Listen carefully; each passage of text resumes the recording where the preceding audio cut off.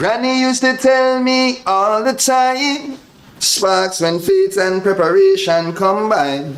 The road been right here all this time, but you gotta look with more than your eyes. And the small axe Jesse Ryle representing for Ijahstar mindset, rich forever.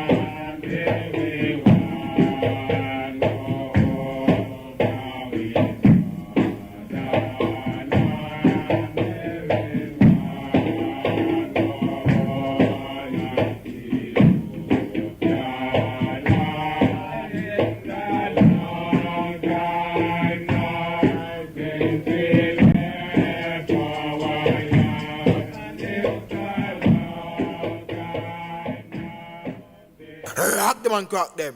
You're in tune to the mindset. Let the action speak. Do something that's timeless. Rock them and crack them. Jabari representing Ijahstars. Can you describe to me what your religion is about that you have here? Oh, my religion is freedom, redemption, repatriation, do our one violent victory, that Ethiopia, that Africa, that Jerusalem, it's in that Sababa, Africa, our unit, we are contact, it's in Ethiopia, head, crown head, black crown head, and we are also defending Africa, nation well kingdom, nation well government, and we show why, and we crown head, black crown head, Zion, heavenly children, Israelites, the black house of Israelites, of Ethiopia, royal sons and daughters, with New Jerusalem, shall rise up to them in this last day of our Lord Niceness, Selassie, Rastafari, Warrior, Rastafari, So, and this thing continues too long, why can I do, So, try to come and sit down, So, there's nothing to say one, and who I want, as one, So, you will say quit down, That's not right. This one come and do it, this one pay to do a part, They don't pay me nothing. The salvation is free, we earn money, we earn prize, This is free to work free, That's not right. So, it's in Seabed and all those in Jamaica and all those are the United Nations. I am a man who is a representative and the champion for human rights in this country, in Jamaica, and physically, in this world, and international to the United Nations Seabed, physically in Jamaica. I am a man who stands in international law rights to human justice, human equality, to the world of equality. They belong to the Black Christ. And that's not how that world could have been equal except Christ himself. And when Christ comes back, in the new kingdom, he is here with us now, because he's ruling now. Not the rule of people, and people who have a free justice here, but through the evil world, over the world, we rule and we bring back the evil back to our attention. I and I could get out of themselves, out of them among them, and getting ourselves out in our black world, nationwide kingdom, more side. Rastafari. They come on with no, you don't watch they come on with, come on purely and pluralism. You don't watch the... No, because it's like colonial and pluralism, because that's Britain. So the economy, what happens outside It there doesn't really matter that much. don't matter, it's nothing, no? Because the nation world kingdom is something, because we are a nation of a people. No? Oh, so you consider your Sure. world a nation in itself? Well, sure, and that is naturality. Well, how do you exist then? Oh, my existence, I said, it's a few bloom, and I just live with a few bloom. We are still, and we are live. You don't make no way worry, because Africa is worried. You know? Africa, we see Africa, we talk Africa, we see Africa, we do everything Africa. Africa is our one bird. So, you think your religion is one that came here when slavery came here from Africa? Oh, true. My creation was. I was. So I could remember creation birth to everyone. And reincarnation born to everyone. Are you in contact with any African people of your same religion? Oh, I don't contact definitely, and yes, I definitely, I contact, But my word wake up all. Children was I and I was them. So what I send and tell them, and what they hear from my advice, then they hearken unto you, that is just right, The black man have a right. The white world has no right. The white world take away the black man right and use it. And we work him as a slave. So we say we come and take back the white man right and give back the black man, because the black man was right. And he knew that himself too, the white world knew that himself. And when I had to go on back to ship, we couldn't help him. Do you have plans to grow, get bigger, get more members in? Want to. I have a plan to get more, and a plan to get 7 miles black side on the water there to go home. But I won't take no part in Jamaica no more, and the moment I'm going to see here. I don't want. You still want to go back to Africa? Almost natural. Then you couldn't stop me. That's judgment. So I would say hold me in Jamaica, then they fall. You couldn't hold the princess. You hold me to a moment I know you couldn't hold me for. You couldn't hold me for reality of all times. Can you explain to me, the setup, the gentlemen are called Prince, and, the whole, how the church is set up, right? Oh, you see, come up with this now, 2 prince, and you couldn't get a prince, they say you have a king. And so they don't cry with you for a king, and I say that for a ruler, and we all is the king, and we all was the prince, and also empress and was the princess and goddess. That's why this thing come, because the first God was a king, like the black God of this world. He was a king, and we are a prince and princess, Father God and Goddess, Father Lord. But he was a God and he was a king. So we are his children. So we must be a prince and we must be a goddess, Okay. Thank you. But I don't want to come to the right. Where does the right, But where am I? When I start the right, don't make up the right. I won't teach you or taught anything about the wild man of gold. Because if I taught you that, I will taught you to yourself. I will teach you wrong. But I teach about yourself now. I say about your God. Because black man will have a God. Because no one can create yourself before yourself. Oh, you don't think one God created everybody? One man, First. Oh, I see. Oh, you think one man created both black and white, but he... Me I tell you, mindset. 250 years we have struggled under the borders of slavery. We were brutalized, we were maimed, we were killed, we were ravaged in every way. We are men, we have souls, we have passions, we have feelings, we have hopes, we have desires like any other race. The cries raised all over the world, of Canada for the Canadians, of America for the Americans, of England for the English, of France for the French, of Germany for the Germans. Do you think it unreasonable that we, the blacks of the world, should raise a cry of Africa for the Africans? The Negro is a man. We represent the new Negro. His back is not yet to the wall. We do not want his back to the wall because that would be a peculiar and desperate position. We do not want him there. It is because of this that we are asking for a fair compromise. The Belgians have control of the Belgian Congo, which they cannot use. They have not the resources to develop nor the intelligence.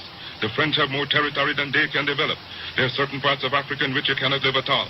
Now it is for you to come together and give us a United States of Africa. We are not going to be a race without a country. God never intended it, and we are not going to abuse God's confidence in us as men. We are men, human beings, capable of the same acts as any other race, possessing under fair circumstances the same intelligence as any other race. Africa has been sleeping, not dead, only sleeping. Today Africa is walking around not only on its feet, but on its brains. You can enslave, as was done for 300 years, the bodies of men. You can shackle the hands of men. You can shackle the feet of men. You can imprison the bodies of men, but you cannot shackle or imprison the minds of men. Dive down, black men, and dig. Reach up, black men and women, and pull all nature's knowledge to you. Turn ye around and make a conquest of everything, north and south, east and west. And then when you have wrought well, you will have merited God's blessing. You'll have become God's chosen people, and naturally you'll become leaders of the world. And as you bow down to the white man today, so will other races bow down to you and call you a race of masters because of the superiority of your minds and your achievements. No race has the last word on culture and on civilization. You do not know what a black man is capable of. You do not know what he's thinking. You are thinking in terms of battleships, of dreadnoughts, of submarines, of aeroplanes. Do you know what we are thinking about? That is our own private business. So give us credit for being able to use our minds, and with people becoming conscious of themselves, determined to use their minds, you do not know to what extent they can go. Liberate the minds of men, and ultimately you will liberate the bodies of men. Do you know that the black man is thinking in terms of perpetual motion? He's also thinking in terms of the hidden mysteries of the world, and you do not know what the oppressed and depressed by virtue of his condition and circumstance may give to the world as a surprise. Do you know that when men are forced to do things, they do them with greater effect than when they're not forced to do them? Are you going to force us into a corner where we have to think and think evil? For God's sake, do not force 280 million black men to think evil as to be a menace to the world. Do not force us to think that way. Give us a chance to live in ease as you are living, so that we can bring out those latent hidden powers which made a Newton, give us a Huxley and a Darwin. We are capable of giving such men to the world if forced into a corner to think. We are a peace-loving people. We love humanity. We love the white race, not for social fellowship, but in the common brotherhood that God intended we should live. What satisfaction can anyone get in being happy and see his brother wallowing in dirt, filth, and disease? How can men feel happy living in luxuries when others are living in disease? And then when someone tries to help the other out of the disease, the subtle culprit talks about disloyalty. My greatest desire is to see all humanity happy, whether white, yellow, or black, because I know God made this wonderful world for all mankind. The black men of Carthage, the black men of Ethiopia, the black men of Egypt, of Timbuktu and Alexandria gave the light of civilization to the world. Ethiopia shall stretch forth her hands unto God, and princes shall come out of Egypt. Any leadership that teaches you to depend upon another race is a leadership that will enslave you. The race that leads another is always a race of masters, and the race that is led will always remain a race of slaves. They have given leadership to our foreparents, and that leadership made them slaves. We have decided to find a leadership of our own to make ourselves free men. The great scholars, after passing through our schools, their colleges, their universities, have thrown away the blessed record. Babylon did it, Assyria did it, France under Napoleon did it, Germany under Prince von Bismarck did it, Great Britain under William Pitt Earl of Chatham did it, America under George Washington did it, Africa with 400 million black people can do it. If you cannot do it, if you are not prepared to do it, then you will die. You race of cowards, you race of imbeciles, you race of good-for-nothings. If you cannot do what other men have done, what other races have done, what other nations have done, then you had better die. Can we do it? We can do it. We shall do it. We have prayed to God for the vision and for leadership, and He Himself is now our leader, and He has given us a universal vision, a vision that will not limit our possibilities to America, a vision that will not limit our possibilities to the West Indies, but a vision that says there must be a free and redeemed Africa. If we must solve this American problem, if we must solve the West Indian problem, we shall solve it only for the glory of a great empire. We shall solve it only for the glory of a great dominion, a great republic upon which the sun will never set. Whatsoever man has done, man must do. And methinks, looking into your eyes, I see great warriors rising up in the cause of African freedom. Methinks I see in the eyes of some of you men a Brutus reading in his tent at Philippi, a Richard Coeur de Leon bearing down on the galleons of Spain, and Napoleon storming the bridge of Lodi. Yea, men, looking into your eyes, methinks I see a crowned prince storming the forts at Verdun. Yea, more a Marshal Joffre marching before the French artillery to win at the Marne, everlasting glory for France. And in the eyes of some of you women, I see a Florence Nightingale rising up to do service, not in the Crimean battlefields, but the battlefields of Africa, leading the hundreds and thousands of Black Cross nurses, following the millions of African legions who shall march out to do battle for the everlasting glory of Africa. I see a Joan of Arc not the white woman of France, but a black woman of Africa, snatch up the flag of the red, the black, and the green, and say to 400 black men, follow me. Shall we make it? By the Almighty and the eternal heavens, we have pledged to make it. Give us a standard bearer of Christ, let him lead, and we will follow. Christ the crucified, Christ the despised, we appeal to you from the great memories of the past. We appeal to you for help, for succor, and for leadership. When you endeavor to carry your burden up the heights of Calvary, when white men scorned you, when white men spurned you, when white men spat upon you, when white men pierced your side, out of which blood and water gushed forth, it was a black man in the name of Simon the Syrian who took the cross and bore it on the heights of Calvary. So now, when we are climbing our Calvary, the burden being heavy, we ask that you help us on up the journey of the heights. Surely we shall not turn back. The cause is grand, the cause is glorious. Sail on, O mighty ship of state, sail on. We shall not stop now. We shall sail on until the red, the black, and the green is perched upon the hilltops of Africa. Classes, nations, and races which have been quite quiet for over 4 centuries, and who has been the hewer of wood and drawers of water for other men, who has merely borne abuse, insult, and humiliation for many generations, whose patience, docility, and forbearance can only be compared to the prophet Job, has likewise lifted his bowed head and raised it up to God's skies and cried out, I am a man, and demand a man's chance and a man's treatment in the world. Black people had always been oppressed because of our race. We should therefore strive to put our own racial self-interest first in everything we do. We should support our own businessmen, professionals, writers, athletes, and so on, provided that these persons also have their people's interest at heart. Black people should see beauty in their own kind and not try to bleach their skins or otherwise look like what we're not. In the days of slavery, miscegenation, or race mixture had occurred because the African woman had no protection from the slave master. So there is now no need. Rock them and crack them. You're in tune to the mindset. Let the action speak. Do something that's timeless. Rock them and crack them. Jabari representing Ijahstars. You can fall.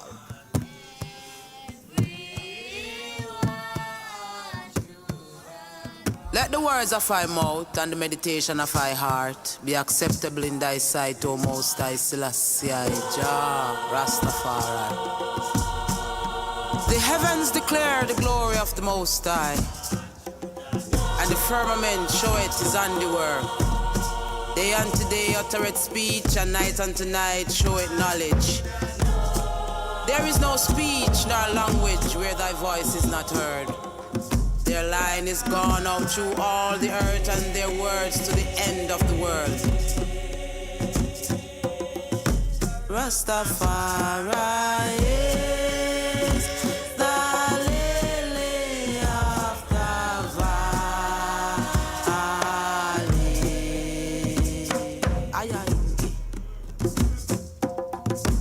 Rastafari is the bright and morning star. Me I tell ya, mindset. In them, there's a tabernacle set for the sun, which has a bridegroom coming out of his chamber, and rejoiceth as a strong man to run a race. His going forth is from the end of the heaven, and his circuit upon the ends of it, and there is nothing hid from the heat thereof. Lightning. Everyone should know.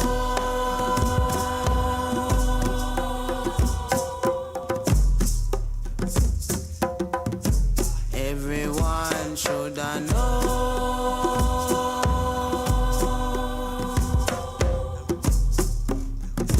Everyone should know.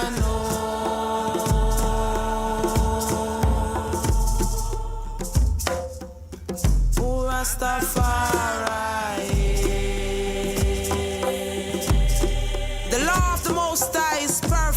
Converting the soul.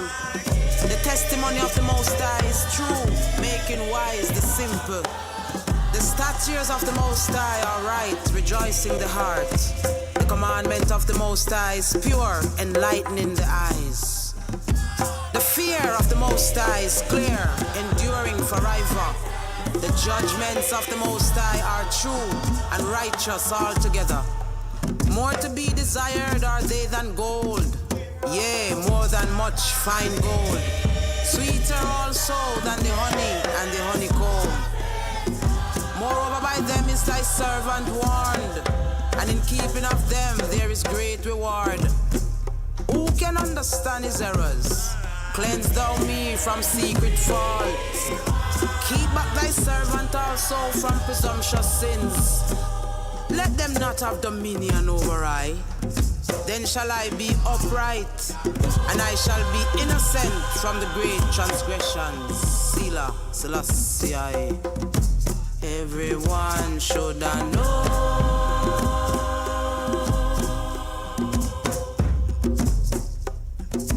Everyone should know. Rock it. Oh, Rastafari. Let the words of thy mouth and the meditation of thy heart be acceptable in thy sight. O Most High, thy strength and thy redeemer. Selah, Selassie. Aya Ingi. Paradise, bright and morning star. Glory to word, glory to sound, glory to the power of the Most High's Imperial Majesty, Emperor Haile Selassie, Empress Menenai. I.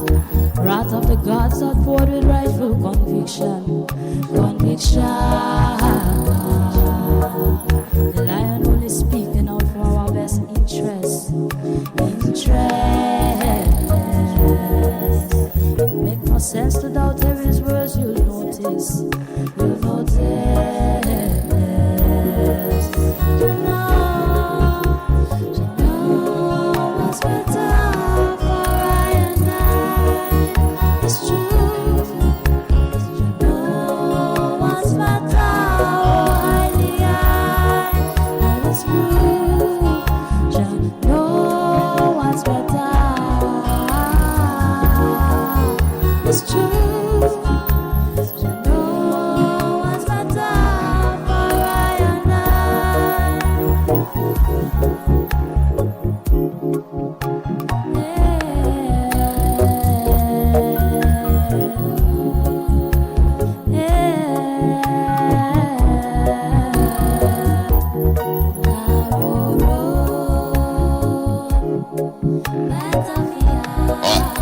Me I tell you, mindset.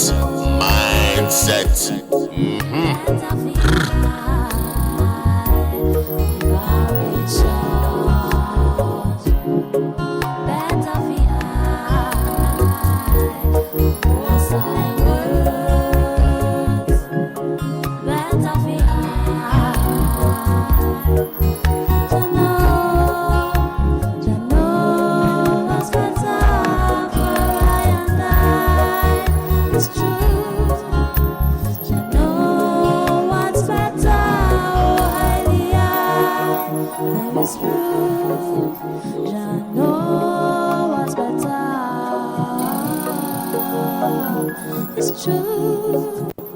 I know what's better for I and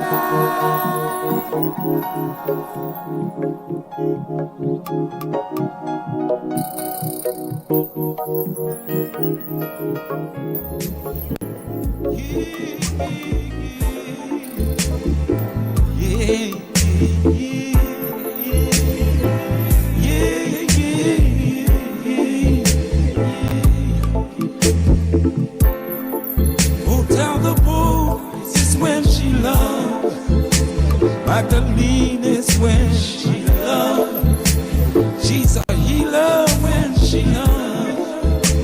She's a keeper when she loves. Don't distress her when she loves. Blessing and keeper when she loves. She's the nourishing world generation come. Celestial appeal how you treat her. Compassion and affection moreover. Consider her when she loves.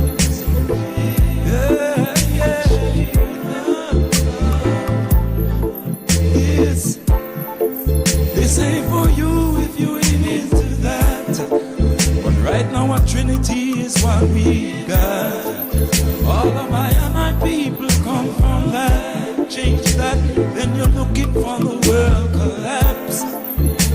In the motions, in the dance of life, in the cosmic, in the changing times, inclined to pick the good fruits of choice. For good decisions and for balance, rejoice. The whole world must include her voice and choice.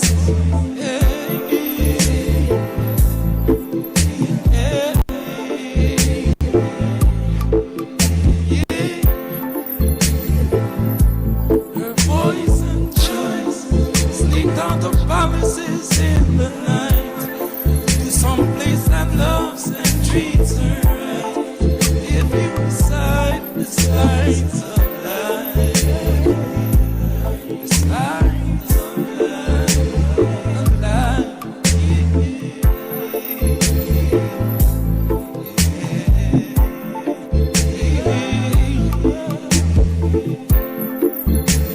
anxiety for the turnout right. Economics in the future light. She can't be blamed, who won't seem right. 46 of chromosomes are baby size. That's just the reality every time. Oh, Selassie.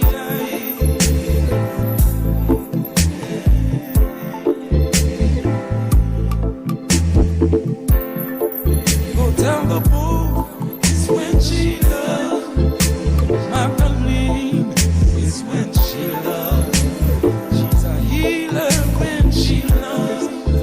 She is a keeper when she loves. Don't distress her when she loves. Blessing and keeper when she loves. She's a nourishing world generation come. Celestial appeal how you treating her. Compassion and affection. Consider her when she loves. She loves.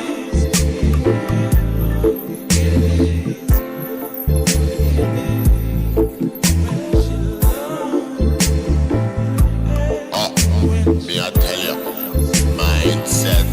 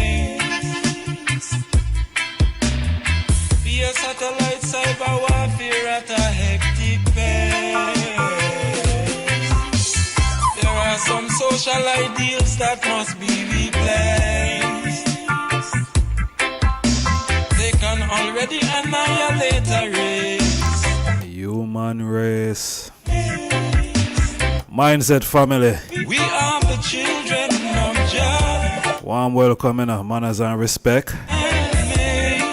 Peace and love. Good to have everyone here. Exhilaration on this way. Pleasant good evening, good afternoon. Space. Yeah. Good night. Who made space real? It's now 10:15. Children of Jah. Mindset program. Children of Jah. We need to revere this place, preserve this place, maintain and keep our place. Maintain and keep our place. The whole earth, they only studied of the lightning and the thunder. Ignition and combustion way. Fire is the element of change. Fire is the element of change. Oh, children of Jah. Oh, children of Jah. Keep your faith. When scientific innovation is the leader, the wind is the only constant change. to follow that page. Oh, children of Jah. Children of the Most High. Warm welcome, Mindset family. Holy Emmanuel I, King Selassie I, Jah, Rastafari. Want to greet the item in the divine name of His Imperial Majesty, Emperor Haile Selassie I the First, and also Empress Menen the First. One more day above ground, and I want to greet the item in those beautiful and divine name. Yeah, man, as we know, life is our ultimate position. Not no greater than that, no matter what go on. Alright, so good to have the item here. And next day, and we're still there, you know, no matter what go on. We're there and we are all it out. Hold it out until that time, you know. I go and hold it until the ship come. Yeah. But another day above ground, you know, so we can't stop give thanks and praise for that, you know. Boy, so much things are going on. We have the Ethiopia Africa Black International Congress, the Upliftment Committee, and the platform today. We'll be linking up with the honorable priest in the next, the top of the hour, which is about the next 11 minutes or so. Yeah. Tell a friend. Please push the like button on the live. It's important that they them like the video. Seeing? Very important. Yeah, man. So please push the like button. Please share if they them feel it necessary to share it. Please share it amongst others as well, so they can get up to speed with what is going on, globally, and also within the Congress, the Ethiopia Africa Black International Congress. All right. Boy, I get some disturbing message not long ago, and I can't not mention it. I need to really check out what go on, get a little bit more information. But me see a sister send me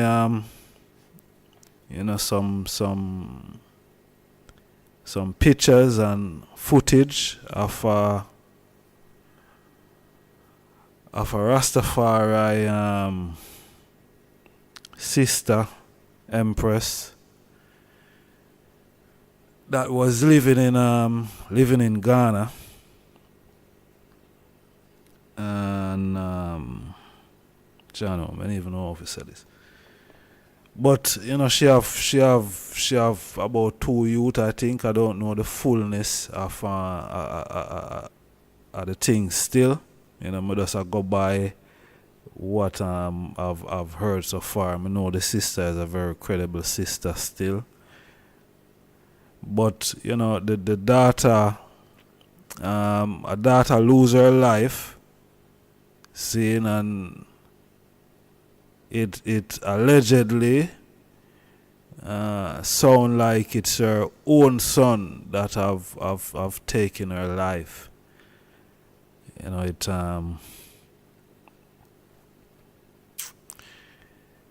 Terrible. It hurt me. So I think it hurt me bad, man. Seriously, I don't know the daughter. I don't know any of them. You see me? But it terrible because as I said, our son allegedly killed her. And I want to say condolence to the family. Yeah. I want to say condolence.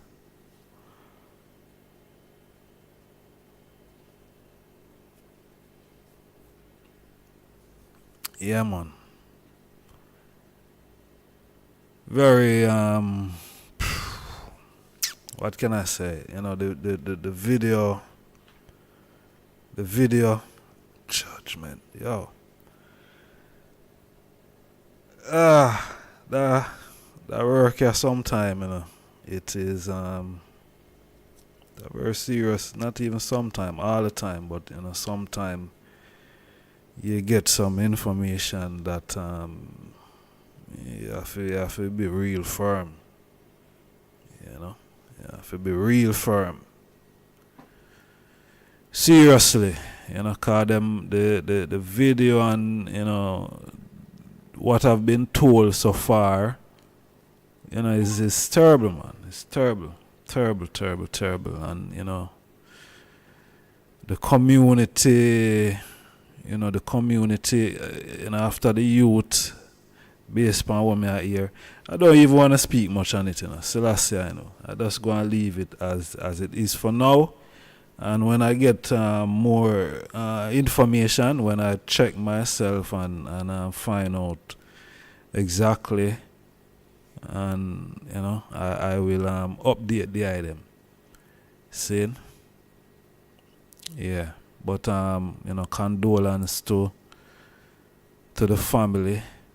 See? It just made me think why, you know, why a son would want to do that. You know, something like that to his mother. It's very disturbing. It's very disturbing. Very. You know. I can't even start to comprehend. You know. Yeah. Selassie, I know. But with the honorable family, and as I say, we have the Ethiopia Africa Black International Congress Upliftment Committee and the platform today. Jano, feel like me need to smoke a spliff, man. Serious. Yeah. The thing I've made a spin, man. Them thing are terrible. Terrible. Let me play this honorable family and I'll be forward again, see?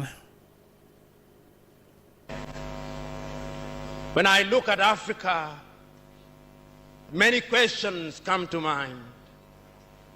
Many times I ask myself, what would happen if Mwalimu were to rise up and see what is happening? Many times I ask myself, what would happen if Kwame Nkrumah and Patrice Emery Lumumba were to rise up and see what is happening? Because what they would be confronted with is an Africa where the Democratic Republic of Congo is unsettled. There is a war going on there, but it is not on the front pages of our newspapers because we don't even control our newspapers and the media. As I speak to you, the Central African Republic is at war, but we talk of it only mutedly.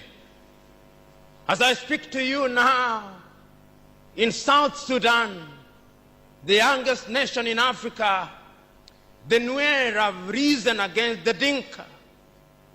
As I speak to you now, Eritrea is unsettled. As I speak to you now, there is an ease in Egypt as there is an ease in Libya. In Niger, it is no better. In Senegal, in the Casamance, is no better. In Somalia, is no better. Africa is at war with herself. This is what they would be confronted with.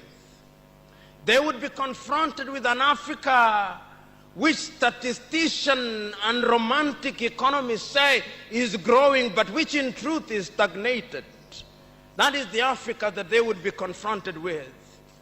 They would be confronted with an African which, as Professor Mlama intimated in our presentation here, is an African which is suffering from schizophrenia. He does not know herself. They would be confronted with an African whose young men and women have no interest and low love for their continent. They would be confronted with an Africa where young men and young women are constantly humiliated at the embassies of European countries and at the United States of America as they seek the almighty green curd. They would be confronted with an Africa where young men and women from Niger, Nigeria, Senegal, Mali, and Mauritania drown in the Mediterranean as they seek to be enslaved in Europe. This time round, Africans are not wailing and kicking as they are being taken away to be enslaved. They are being seen wailing and kicking as they seek to be enslaved in Europe and America. This is the tragedy of Africa. They'll be confronted with an African where people have lost their self-pride. An Africa where Africans are not proud of their things. An Africa where in the hotels of Dar es Salaam or Nairobi, even food has foreign names. When we fry potatoes, we call them French fries, even when they are fried in Dar es Salaam. That is the Africa that they would be confronted with. They would be confronted with another Africa.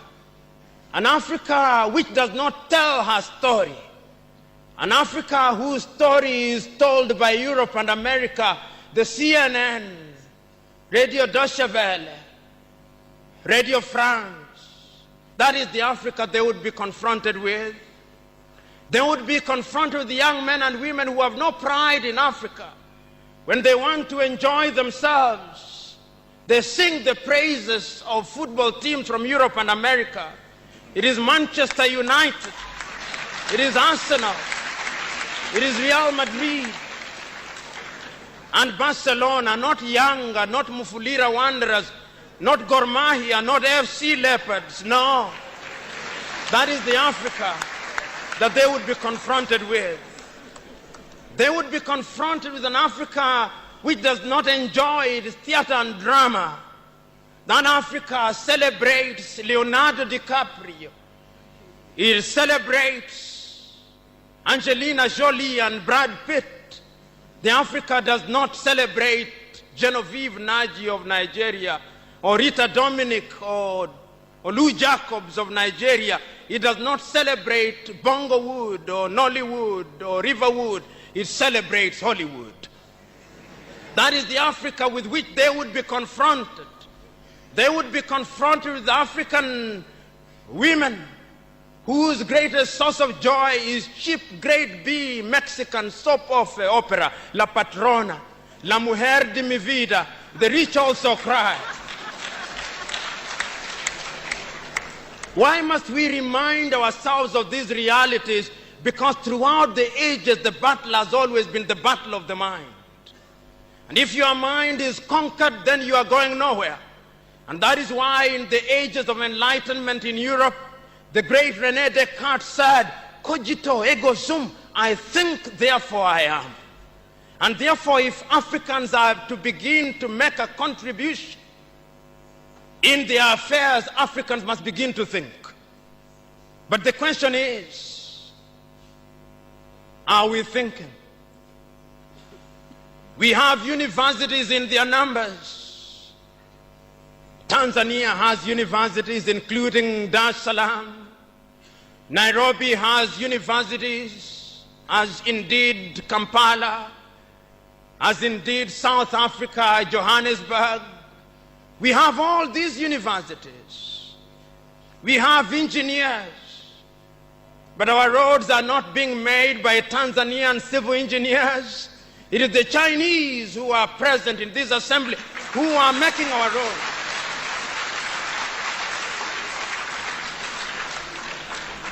So we have engineers who cannot even make roads. We have doctors whom we have trained. But when we are sick, particularly if we are of the political class, depending on who colonized you, if you are colonized by the United Kingdom, you rush to London. If you are colonized by the French, you rush to Paris. If you are colonized by the Portuguese, you rush to Lisbon. And if you are colonized by the Spaniards, you rush to Madrid, Spain. And recently, because the Asians are beginning to get their act together, we run to India. And very lately, because the Arabs are also beginning to get their act together, we run to Dubai. Notwithstanding that we have the Kenyatta hostels of this country, the Muhimbilis of Tanzania, the Chris Hani Baragwanaths of South Africa, and the Mama Yemos of Kinshasa in Zaire or the Democratic Republic of Congo, but we have no faith in our doctors. In the area of education, we also don't have faith. Our political class introduced something that they call free education, but it's free indeed, free of knowledge. Because they are so suspicious of those institutions that the typical African politician would not dare take their children to those schools. Their children will be educated in the British system, in the American system, so that when they graduate, they go to the United Kingdom, to the United States. Not that there is anything wrong with those institutions, but the agenda is wrong because our leaders long lost the script and ought to be described for who they are, our misleaders. But we are co-authors of our own misfortune. Whenever we are given an opportunity to elect our leaders, we are given a blank check.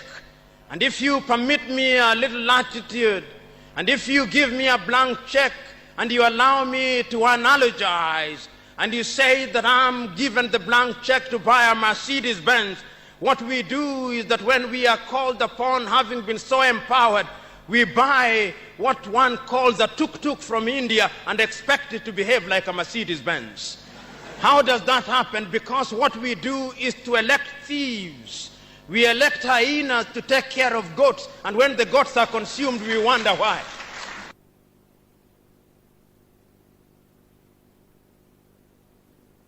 You know, incline I may represent for Mindset, hosted by Ijahstars. Empress, make up yourself, you know, incline I say. Mindset, make sure your mind say yeah.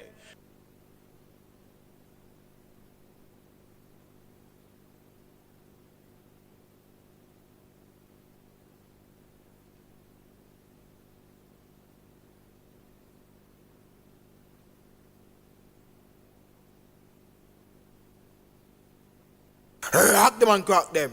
You're in tune to the mindset. Let the action speak. Do something that's timeless. Rock them and crack them. Jabari representing Ijahstars. You're gone far.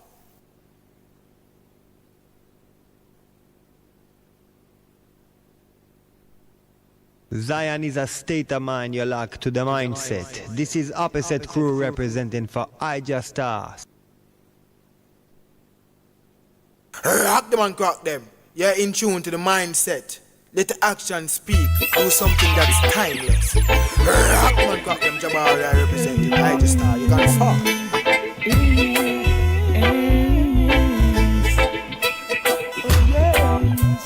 It was gangster life, it was bad man trade. Sometimes it was the holy trail, I mean in the crusades. On the scent of fame, zealous pious claim. It was royal pride, it was royal shame. When the trader of silk, Marco Polo name, back from Ethiopia and Egypt, Arabian to the Asian plain. Tell to the west side of Genghis, Condomine, Sadaka Hanan, name you here again. Ponce de Leon, name you here in Spain. Tarshish is the son of Benjamin. In the mountains of Afghanistan, you will hear of Dawood and Suleiman. Is it a Hebrew origin or persuasion? Nikola and Tesla was Croatian. From whence him come up an invention, was a champion with a deep and a knowledge of earth current.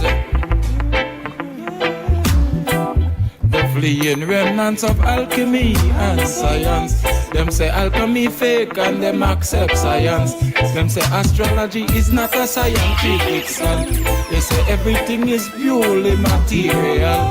When the farm returned, look alike so strong as an ancient form magisterial, with the title and chest cover with medal. His coronation banquet was a special. The most esteemed intercontinental came. Somewhere like the vultures come to clear their way into the holy place. See, from whence in Ethiopia, Egypt claimed they came. In the south, in Sudan, when the throne reclaimed. Daughter of Zedekiah with Jeremiah came. Welsh, British, Irish, Scottish, as the legend came. The name David, the throne must reign again. When it was youngster life, it was bad man trade. Sometime it was the holy trail, I mean in the crusade. And the scent of fame, zealous pious claim. It was royal pride and royal shame. When the trader of silk, Marco Polo name, and back from Ethiopia and Egypt, Arabian to the Asian plain.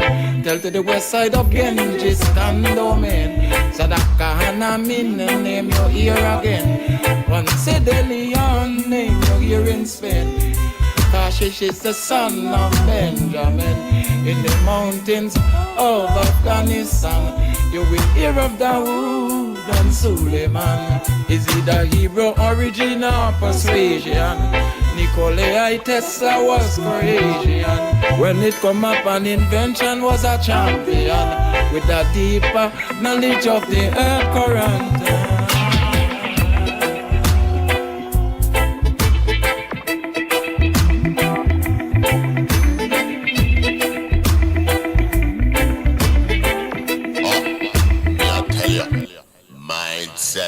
Mindset.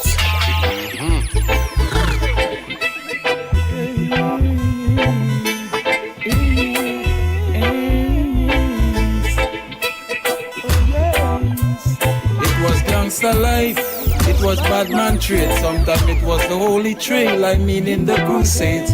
On the scent of fame, zealous pious claim. It was royal pride, it was royal shame. When the trader of silk, Marco Polo name, and back from Ethiopia and Egypt, Arabian to the Asian plain. Tell to the west side of Genghis, Candomin, Sadaka Hananin, name your ear again. Once a Leon, name your ear in Spain. Tashish is the son of Benjamin. In the mountains of Afghanistan, you will hear of Dawood and Suleiman. Is he the Hebrew origin or persuasion? Nikolai Tesla was Croatian. From whence him come up an invention, was a champion with a deeper knowledge of earth current. The fleeing remnants of alchemy and science. Them say alchemy fake and them accept science. Them say astrology is not a scientific science. They say everything is purely material. When the farm returned, look alike so strong as an ancient form magisterial, with the title and chest cover with medal. His coronation banquet was a special. The most esteemed intercontinental came. Somewhere like the vultures come to clear their way into the holy place. See, from whence in Ethiopia, Egypt claimed they came. In the south, in Sudan, when the throne reclaimed. Daughter of Zedekiah with Jeremiah came. Welsh, British, Irish, Scottish, as the legend came. Yes, honorable family, do give thanks. Yeah, we're there upon the mindset program. As I said, we have a special program lineup for the item today. Seeing as the item aware over the last couple of months and years, seeing nothing recent really. You know, it's something that probably ongoing. In terms of the Ethiopia Africa Black International Congress, which we know as Bobo Hill, you know, out there 10 miles Bull Bay, right? And a lot of things we see happen and we hear, as I say, over the last recent months are here, which some of the things are very disturbing, seeing, and a lot of ones I know that is disgruntled with how things might have turned out and how things is running up to that point, that we hear some of our honorable elders went missing and also murdered. We hear all these things, and at the same time,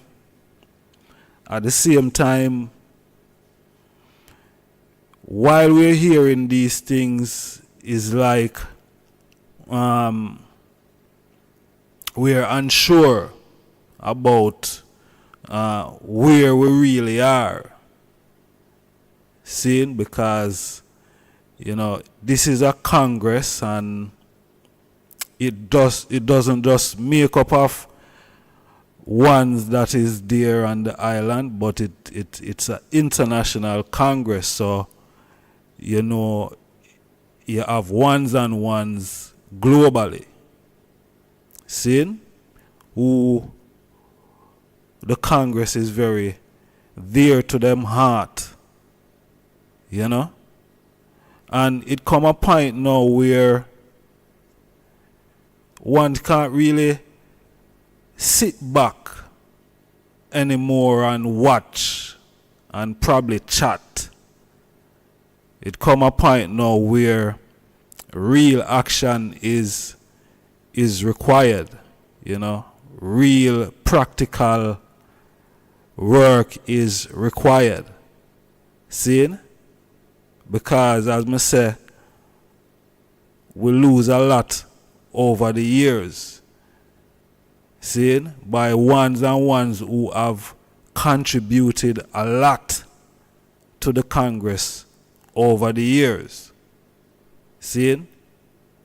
So, it is great today that, we have 3 honorable priests, seeing, of the Upliftment Committee.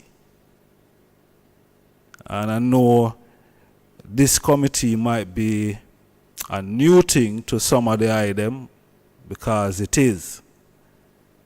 So, without no further ado, I'm going to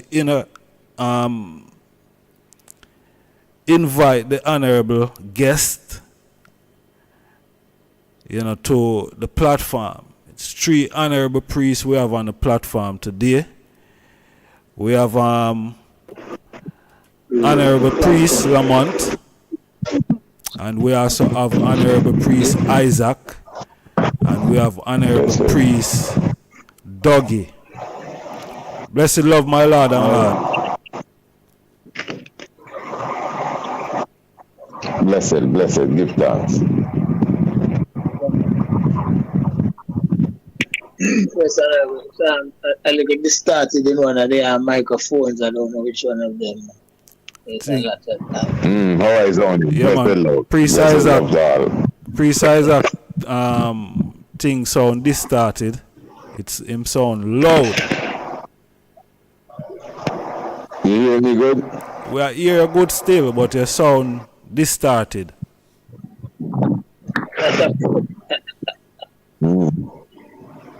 Bobo, fiction in the background. Can't say it is quiet as kept here. Alright. The voice clear though. Can't say it is quiet as kept here. Okay, how it sound now? Yeah, man. A little better. Alright. So we can go through. True. Okay, how it sound now? Yeah, but I need to mute something else, dear my lord. There's a feedback coming. Yeah, but and the thing is now, I can hardly hear you, so I have to keep it close to me because however your technology set up, you sound very, very, very soft. Oh, my sound. So I have to keep it close. So even when I talk, I put it far. It's like I put it far to talk here, like I talk now. But if you talk, I know I can't hear you. So I have to come closer now. Now I come in close. I put my ear right. And I have it on speaker, everything. See, probably that's the problem, the speaker thing there. Okay, let me take it off. The speaker now. Sounding much better? Yeah, man, that is perfect, my lord. Oh. Perfect. Give that. Honorable Priest Dougie.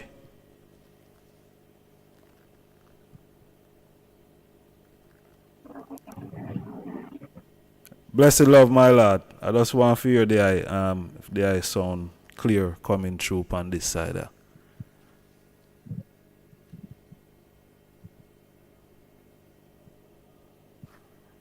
Blessed love. All right.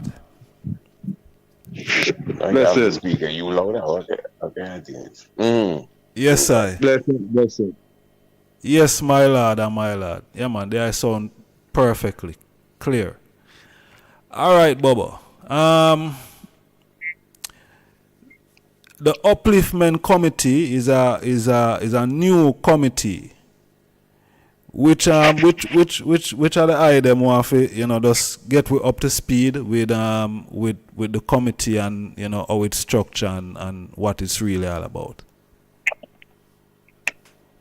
Yeah, and I appreciate that. You can go in. True, give thanks. Well, give thanks again, the brother Ijahstars, brother Honorable Prophet Jeff for the invitation again. My lord. And of course, just in a nutshell, the Upliftment Committee is basically a gatherings of ones within the Ethiopia Africa Black International Congress Church of Salvation, which was, of course, established by our worthy founder and leader, the Honorable King Emmanuel Charles Edwards. As we know, our father is quite known for, depending on the works that needs to be fulfilled. The father is known historically for forming, different committees from time to time, even outside of his parliament, etc., and cabinet, just to get specific works done. So, in keeping in that spirit, there were concerned ones amongst us. And I must say the Honorable Priest Dougie would have been a forerunner in this whole initiative, gathering the concerned ones amongst us, especially as it relates to what you just expressed, Brother Prophet Jeff. The introduction you gave there basically kind of covered a lot of it, our concerns and things that would have, bothered us. And we decided that we needed to come together. It's basically for all members of this Congress, it's not like a special group, it's for everyone. But, true time is moving and we can't sit and wait for anybody to come from the sky. We decided that those of us who are concerned and we have the ability and the gifts and the expertise to attack these different ailments that are troubling us, we decided to come together and form the Upliftment Committee. And this is basically one of the first projects in front of us as it relates to taking care of the elders. As you know, we have a creed, which one of the main points of the creed is that the aged be protected, and protected is security, plus their health and their wellness and everything else that comes with it. So this is the campaign we're on, my good brother, and I guess in a nutshell, that's where we are for the moment. Give thanks. Rastafari. Yes, I. A question. Why? Because we are talking now 2023 from 1958. Yeah, true. See? So my question now is, why has it taken us so long to, put this in place now? Because... Well, I think you mean, let me Yeah. Let me jump in there. So I think you mean more like from 1994 when the father died, because between 58 and 94 the general did sit down on the throne and kind of command him and had all strategies in place and all committees functioning. You know, but when the general kind of finish him job, turn it over to him parliament and him committee and make him trod, a lot of I and I, we didn't finish the class, you know, we never graduate. So this part of the lesson kind of was murky for a lot of ones, you know. It took us a moment to kind of clear the fog. Like the man said, we know each other better when the mist have rolled away. Well, the mist have rolled away. As long as it has taken us to kind of, you know, help move that mist, well, it has gone, and I are seeing clearly, as another songwriter said, I can see clearly now the rain is gone. Well, and I seen clearly at this time where we are seeing the paths that need to be taken. And I come together as like minds, you know, like the priest said earlier, with the skill sets and the you know, the wherewithal to move and shake some things that need to be moved and shake. So, yeah, it has taken us a moment, but we are here, and we are here on the job, and we are looking for the support of the wider family members, you know, the global family members, because it takes the entire family, you know, to be a family. And if we are a family, the security of the family, you know, resides on all of us. So we are calling out to all the family members, you know, to step forward and do their part at this time, you know, with what is needed. Yeah, I'll turn it over to the next priest in line.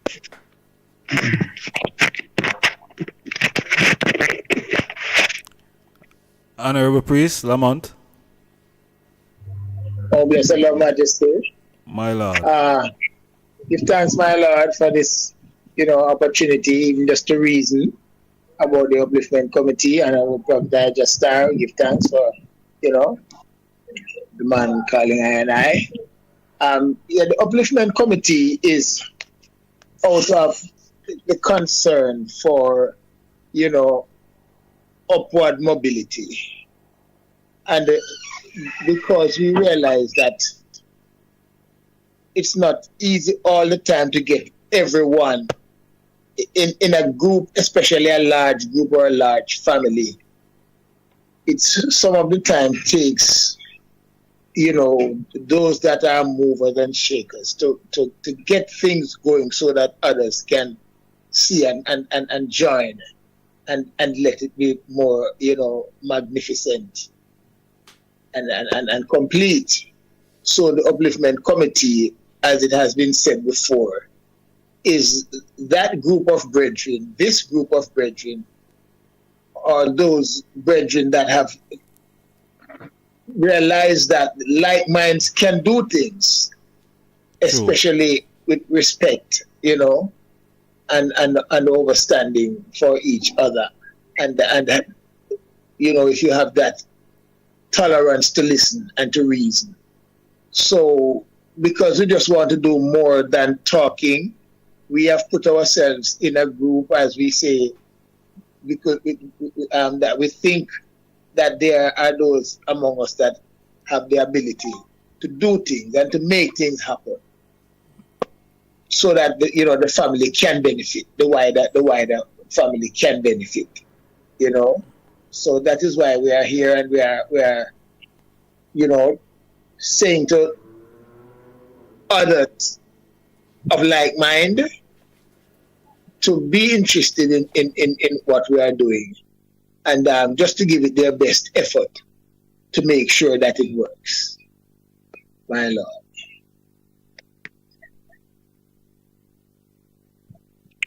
Majesty, yes I give thanks for the clearance, my Lord. Yes I. So there's a mission statement, right? Natural. Yes sir. All right. You're good. Okay. Yeah. All right. I'm gonna read a little bit of the mission statement. See it?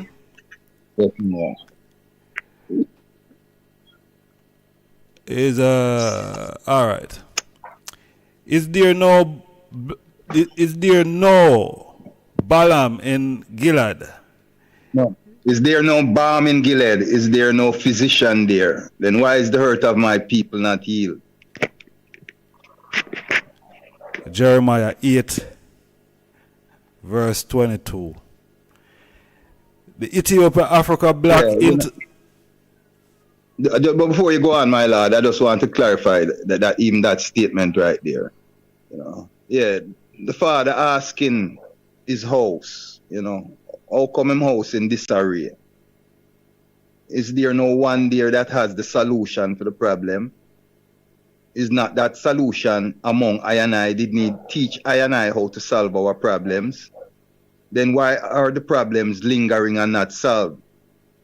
You know, so that question is asked, and I will answer it now as the I read on. Give thanks. My Lord, give thanks. All right.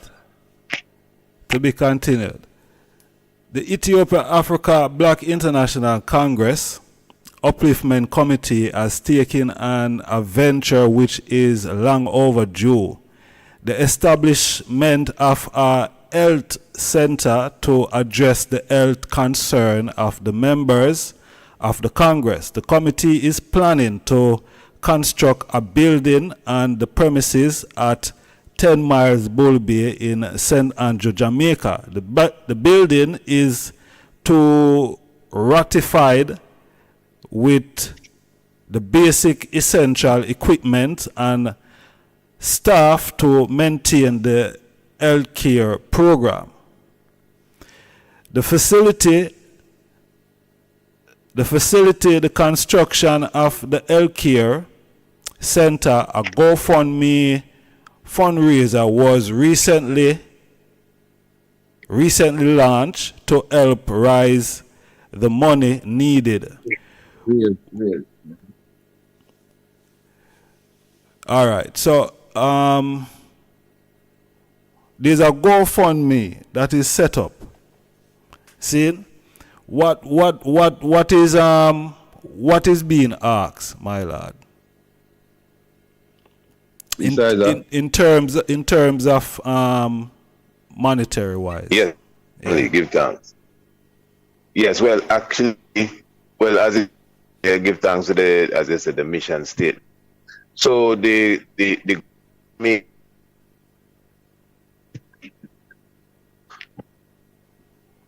clarify that.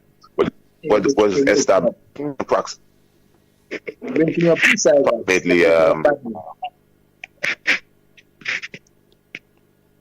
technology at fault. Yeah. You know, well done. Yeah, break up. You're breaking up, Bobo. You're not being heard, precise. You're not being heard. You're not being heard, my brother. Well, I'm not being heard. I know how that goes. Speak now. How are you going now? Yeah, man. Yes, sound good. Sound better. All right, good. Very good. Now, as I say now, yes, so the GoFundMe was established approximately a month ago, and the GoFundMe was established specifically, as everybody just said, to raise funds for our care center. Yes, or initially it's really program, and I think everyone by now is picking up the concerns that we do have. We have brothers right that have been underground from the get-go, specifically the Honorable Priest Doug and the Honorable Lamont and some people who have made sure that on a week, almost on a daily level, the foundation, the elders around foundation to make their you're breaking up again. Okay. In and out. Not hearing any clear sentence. In and out. I can't tell you exactly what's happening. I don't know why. And you see when you start to talk, everything come back normal. And as soon as you start to speak, it come back normal again. Let me just get up and. All right, how are sounding here? Good. All right, so again, just to make the family know, again, the GoFundMe specifically was established to assist the whole project. As I said, we have elders amongst us, the Honorable Priest Dougie, the Honorable Priest Laman, who would have been on a weekly level, almost on a daily level in some cases, visiting our elders on the camp, visiting the elders around the camp to make sure that they get their sustenance, their nutrients, and even their health care. So now the GoFundMe, as I said before, I do not have the link off my head, but I know the Honorable Priest Dougie could fulfill that. The GoFundMe was established now for, other ones of the Congress who may not even know the mission that we're on, although all of this is promotion of it, and for them to assist, as the priest would say, give their 1/10 to assist this project that we are on. We have a goal of $25,000. Of course, that's how GoFundMes are set up. You have the goal and your target, and you're trying your best to reach the target. And this is why on this Sunday now, we're having a grand telethon, which we have dubbed a webathon. And of course, so we can climax the effort for not only members of the Congress, but for good-hearted people and other members of the Rastafari community, conscious community, and again, just good-hearted people who understand our situation, understand our plight, for them to contribute. Now, they don't have to wait until Sunday to contribute, they can contribute right now. I don't know if the link could even get to the Honorable Prophet and it go inside of your chat. The chat room. Yeah, everyone could contribute. Yeah. I don't have the link still. But... Yeah, I said the link kind of to it. Yeah, you see, from you go on the net, my lord. From you go on the net and you go to the GoFundMe site and you type in E.A.B.I.C housing project. Before you even finish typing housing project, from you type in E.A.B.I.C, it's gonna pop right up before you, and you're gonna see the E.A.B.I.C housing project with a picture of the camp showing. You just follow the instruction, go into the link, follow the instruction, and it will guide you to a tag says donation. When you see the donation, you tap on donation and it opens up, and you can now contribute in whatever method that you wish to, you can also use your Cash App or PayPal. Those links are on different flyers and things we have been circulating, but we will also share that before we end the program, so everyone can get their pencil and paper ready to write down the links, which will be coming up in shortly. Rastafari, yes, my lord. But again, to get a little history, let us get a little history of this whole healthcare issue, because I've been asked by several ones if it's just for a select group of ones. Now, even though I am a Bobo Ashanti, I work in the care giving department. I work with a set of doctors in the healthcare field, both in Florida and in Jamaica here. A couple of years ago, I was asked by Ras Firstman of the indigenous village here in Montego Bay. We were talking about healthcare, being in the medical marijuana field, and I'm in the field of research in that area. We were speaking, and he asked if, since I'm in that field, if I could not help to construct a program, a general health program to encompass the Rastafari movement, all of the Rastafari elders, because it doesn't matter what mansion you're from right now, we are facing the same predicament. We were isolated from society, so we are not covered by their umbrella. We don't have no funds for their conventional health services and all of that. So we have to be looking, how to deal with this. Normally, we practice preventative medicine, which is knowing our herbs and our roots and so forth, and knowing how to use them, how to apply them to our health concerns. But with modernity has come modern illnesses or illnesses that have mutated. Case in point or an example is the pandemic. SARS been around for a long time, but this one was tampered with or mutated or whatever, but it's a different strain of SARS that got out of control and created havoc. Modernity again in play, whether they're messing with it in the lab, whether it is coming in contact with other elements that is causing it to mutate, that is happening in our way of life. Many diseases are reoccurring with different strains and different effects. So because of that, I and I elders are facing health concerns and lacking the finances or the access to good health care. See, they are succumbing to some illnesses that almost all modern people have conquered or have under control. So because of that, we were reasoning and the Virgin posed that question to us. I now went to the doctors and asked them for their assistance. So Dr. Anthony Hall, along with Dr. Julius Garvey, which is the Honorable Prophet Marcus Garvey's son, along with Dr. Hall's wife, Dr. Bronte, and other doctors that work with us, sat down and we designed a healthcare program in detail to encompass the entire movement. Now, what we are doing here, starting with the Bobo Ashanti house, because we are members of that house, and our elders are facing some grave moments right now.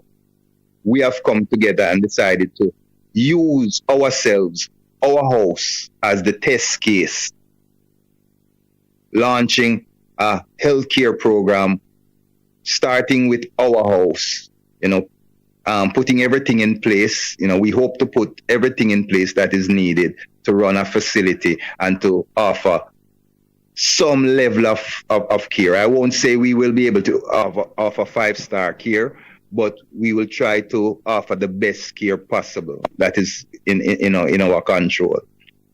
And we intend, when we get it on a level and get it right, to extend to different regions.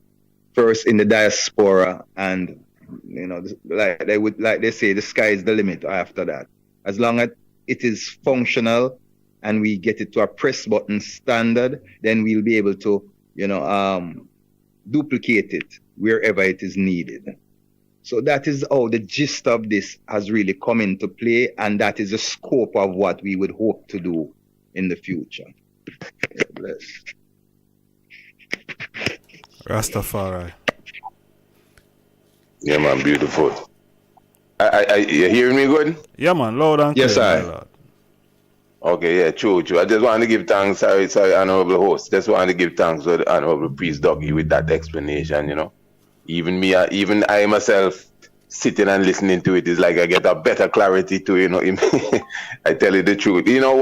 What it does, it makes the audience understand that, the professionalism of the mission that we're on. As the honorable said, this is a whole program that has been orchestrated by professionals. Even the very own prophet's son is a part of it. And now, like many things we would have sat down around the table and put together.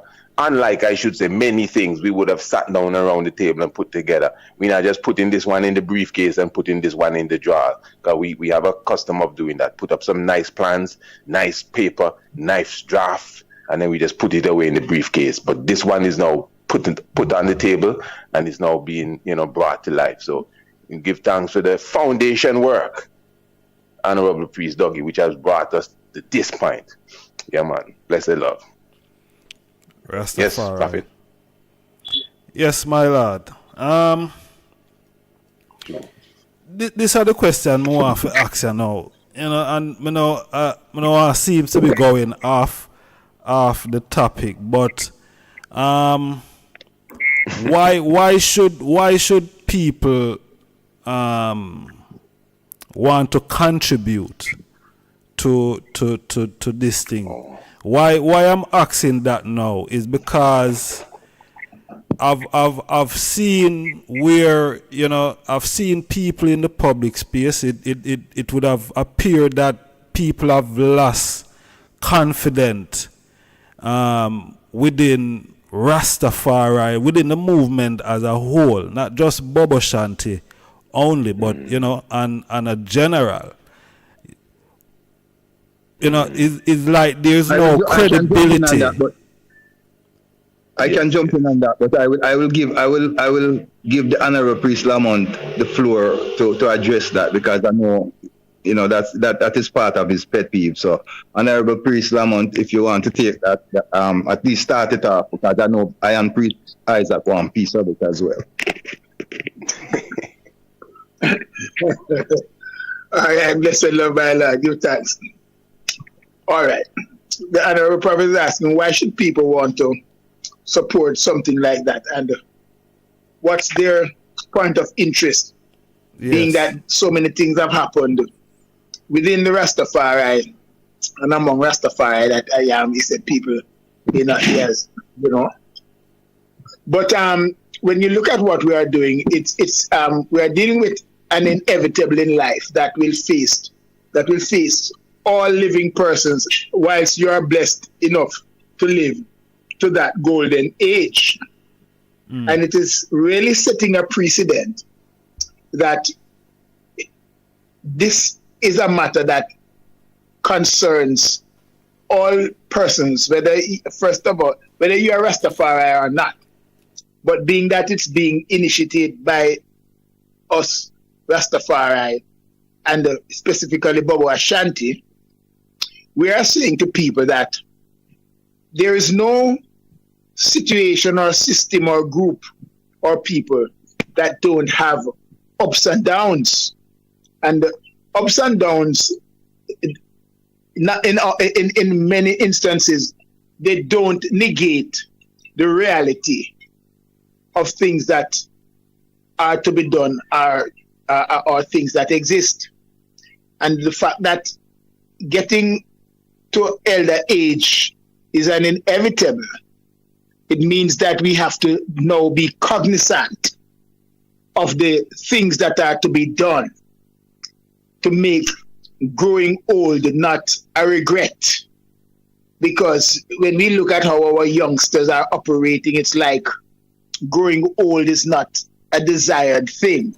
Maybe because the way they see elders are treated and so forth and so forth. So we are saying, let us step up the game and put our elders in comfortable and good living and good treatment, and let them fuljoy the best that they can be provided for them, which is really for us, because what we do now for them is actually laying or spreading the bed for ourselves and even our children. So I'm saying to ones, first of all to Bobo Ashanti, then to the wider Rastafari community, and then to every good-hearted person, around the world that comes into contact with this GoFundMe situation and preparing a health center and a health care system for our elders, to give it a fair chance, because it's being guided and governed by people that are serious, people that have managed to eke out some kind of sustainable pathway for, first of all, their own lives, and then now trying to do something now, extending it to the wider community. So we just ask people just to see it as an inevitable that maybe we have ignored for too long, and let us not look at the bads, because they are truly not more than the goods. My father always say that there's a way in human nature that one simple thing can serve to negate a whole bunch of good things. He said, for instance, if you have a white handkerchief and it gets a little soil spot on it. Some people would throw it away just for the one little soil spot, not regarding the whole surrounding of nice, clean spots that remain without any soil. So let us not look at just the soil spot, but then look at the wild, clean areas, around it, and do all we can for this health care development that we have taken on. Rastafari. My Lord. Majesty. Rastafari. Guess I know Yes, well, as far as give thanks, blessed love. So as far as Honorable Prophet Jeff, the wider community, well, if I'm to play into that one there, well, from my point of view, my perspective, well, I know that I don't see a lot of things happening in the rest of the world that maybe even might escape I, for sure. So maybe a lot of things that people are shunning away from, maybe I would have missed. Sometimes that doesn't know as you always think you are. But how I'm looking at it though, is that I know for sure Rastafari would have been going through a new sort of wave of tribulation in them times here. And, you just come to me like, sometimes you reflect on the scriptures, as the scriptures started the mission statement, where the Father says, I was sick and you never came and visited me. Yeah, well, that was a phrase to kind of spark the energy. But I'm saying there are other scriptures now, like when the Father said, I was in prison and you never visited me, and I was in the hospital and you never came, and the person would have said, but when were you sick? And I never visited you. When were you arrested? I can't remember that. But he said, yeah, man, the least amongst my own, the least you do to the littlest amongst I and I is what you have done to me as well. You do it twice. Yeah, and it's the situation that we are in at this moment. That's why a lot of ones, looked at him when he was on the cross and said, well, come, the man, save yourself, the man. You're the big man. You have all the power. And to a degree, ones do look at Rastafari like that too, because ones expect a lot of great things from us. I can say that. The world expect a lot of great things from Rastafari. In fact, there are those who actually see Rastafari in a light that we ourselves have not even reached to. And I'm very serious. They know that we have that power and that ability within ourselves to really excel. Now, amongst Bobo Shanti, let me just start there. This sort of project here, I believe we are the ones should really step up to the plate as an example and just out of our internal compassion for our house. We should step up to this plate in a way that has never been seen before. We should make sure that we reach the target of the 25,000 and begin the establishment of our healthcare center. The Rastafari community in general now, to some degree, Rastafari is not as gummy and as knitted like when I held on to this faith. And I don't mean just Bobo, I mean Rasta in general. It is like something that you throw on the water and it starts to dissipate and it just drifting away from its original source. So there's not that unity and this love and this oneness. Yes, we may have Zoom conferences every now and again on different platforms, but that is not even nearly compared to the oneness I felt of Rastafari when I was younger in the faith. So even things like exercises like this is to help to kind of revive that compassion amongst ourselves, to revive that oneness amongst ourselves, because this is what it's all about. I don't want to say the wrong thing, but when people sick and things worse than that happen, families just come together, you understand, in cases of tragedy. It's not that we're looking at any tragedy here, because this is what we're trying to prevent. We as Bobo Shanti, we have had some tragedies in the last couple of years. I think everyone knows of these things here. So we can see that there is a plight, a plague that is amongst us, and we are trying our best to alleviate it. The violence as well, even in Yard, has reached to the point that has affected the security, the livelihood, and eventually even the health, because that's a part of it. To be honest, some of our elders, they don't have that family brotherhood and sisterhood coming and even looking for them.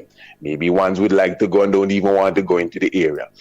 So to be honest, even while we're building our health center, we have already made plans to assist some of our most vulnerable elders to get them to a more safer environment. All of that is in the plan, to get them to a more safer environment so they can get the required care that they need in the right environment, the right people, the right food, and all of these different things until we would have established the healthcare center itself.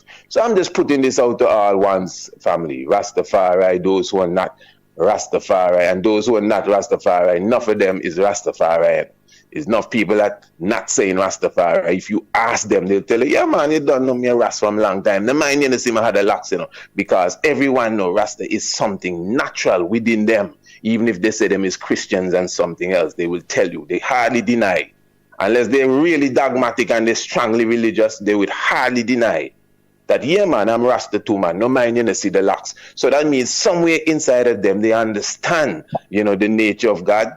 And for I who's Rasta, Farai, I'm asking you to put forward your hand, family, to assist this project, even if it's with the little bit that you have. Trust me, a little bit goes a long way when we all come together and put it in the basket. Rastafari. Honorable. My Lord, well said, Honorable Priest. Well, Fireball said. Yes, sir. Honorable Host, can I touch it now? Yes, I got through, my Lord. Yes, my lord. Yeah, man. Well said by the priest, man. I mean, I might be repetitive because he kind of touch every key aspect to this thing. I will add to it this. We are a house of priests, our listeners, near and far. We are a house of priests. The priest's office is a service office. We are servants. We are the Lord's servants. And as such, we minister to the spiritual and temporal needs of our people. Here is a temporal need. Now, our father was a priest, but he was a healer as well. And that kind of go hand in hand, from ancient time. The priest was also the herbalist or the barnyard specialist, or you understand, the acupuncturist, in most indigenous livities. Seeing? So that role naturally fall to I and I, to be healers. We come to minister the good word to heal the spirit. And then as knowledgeable ones, knowing, naturopathy, as a practice, we are able to use herbs and, the roots and other natural methods to bring about healing. So it come natural for the house of Bobo Ashanti to be launching one of the first, standard healthcare, programs within the Rastafari faith to date. We have been blessed to be able to survive off the land for a period of time, but now we have elders that have reached that certain age that no matter how miraculous we are and how, healthy we eat and all of that, natural wear and tear occurs. And that needs servicing. And you can't get away from it. And it affects every one of I and I in all ethnicities. This one I don't partial to color or wealth or politics or anything like that. See? So as the priest said, it's an inevitable. So what we are attempting to do now is to build an institution to service that inevitable, to put a mechanism in place, not a band-aid over the wound or, just a one-day solution, but build an institution of healing and health that we, as the priest say, when I and I time come, will be able to achieve or benefit from it, and the generations to come. They can build on it and build it out in a greater potential, because we know that technology is not stopping here. I don't see the limit to technology right now with this AI, introduction into the world, and 5G. You soon hear about 6G and 7G and whatever, So I am saying this: what we are putting in place is the mechanism, and it will be able to be duplicated wherever it is needed within the African diaspora. Because I, Bobo Ashanti, and Rastafari, we are not here to minister to ourselves. We are here to service our nation, to finish the work that was started by our ancestors. People like the Honorable Prophet Marcus Mosiah Garvey with his nation building back to Africa move, People like the Emperor Haile Selassie I, we're trying to establish the law, an ordinance that governs I and I. People like King Emmanuel Charles Edwards, who has established an order that helps us to purify and to cleanse ourselves, and to build that brotherhood amongst ourselves and sisterhood, because that is what he came and he taught us. You understand? That brotherhood and sisterhood. We are each other's keeper. See? So that is what we are fulfilling on this mission. Establishing a health center, that we can care for one another. Because we have lacked that. Every other nation has gone through some form of systematic healing process. The African been taught to pull up themselves by their bootstraps. So we are doing that today. But we need the assistance of our brothers and sisters, Put a little 10 cent over here and a little 10 cent over there and throw it in another pot. See, you will benefit. If not you, yours will, Because like we say, it's an institution and it will be open to the world of black people, from Cape to Cairo, from the Caribbean to the coast of the continent of Africa. Yes, all right. My Lord. Yes, I. Rastafari. Yes, Honorable Priest. So, me still in the house, so let's show with the question them, show with the questions them, my lord. You have us here, so make use of our presence. My Lord. Yes, sir. Give thanks. See, cause the reason why... And if you want me just remind... If you just want me to remind the public again that the telethon is this Sunday. Some heavy pipes there, boy.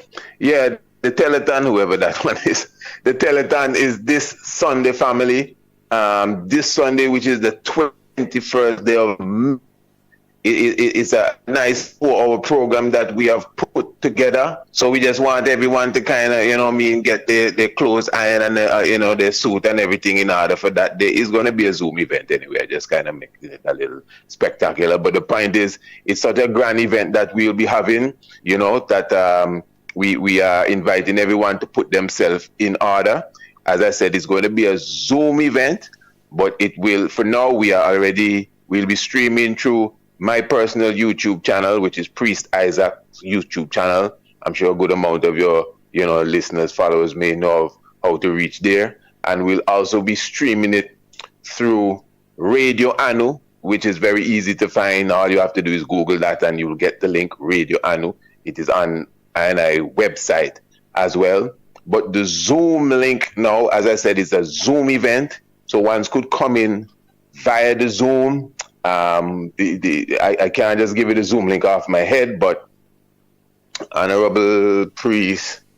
Yeah, man, I will drop it in the chat room in a moment. Yes, please do that. The Zoom link, and we have other platforms you could find that, because we have some Facebook pages, and almost everyone that is affiliated with Bobo Shanti will be putting up the flyers and the Zoom link. So it just would be around for ones to get. And ones could visit even the platform I just mentioned, my YouTube channel, and search out the latest videos. In the description, you have the Zoom link, or just link any one of us and you get the Zoom link itself for Sunday. But if somehow you miss that, you could still view it on the live stream. It will be starting 2 o'clock Eastern Standard Time. That should be, I think that's 1 o'clock Jamaican time if you want to align the time. And it will be a wonderful event. We have some special guest speakers.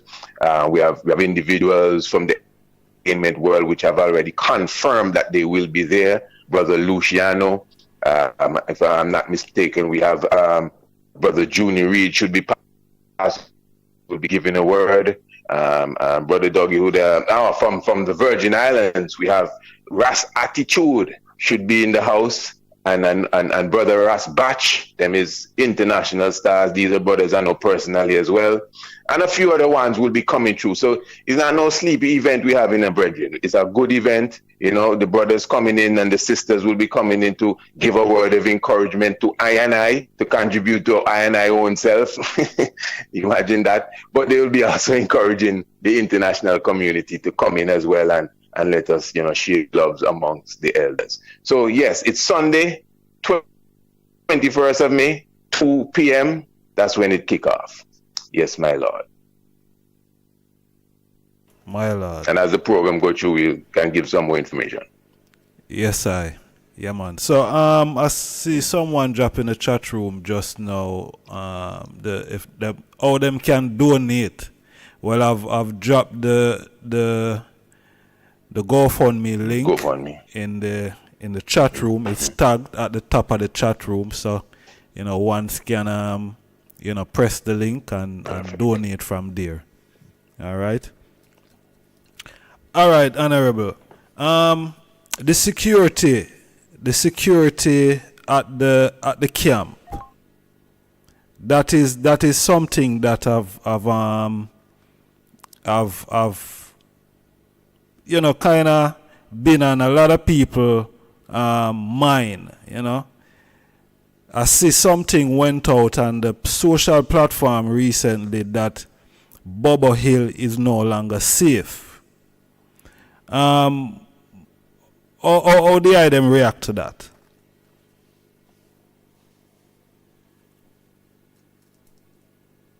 I think Priest Lamont is a perfect man for that one. Yeah.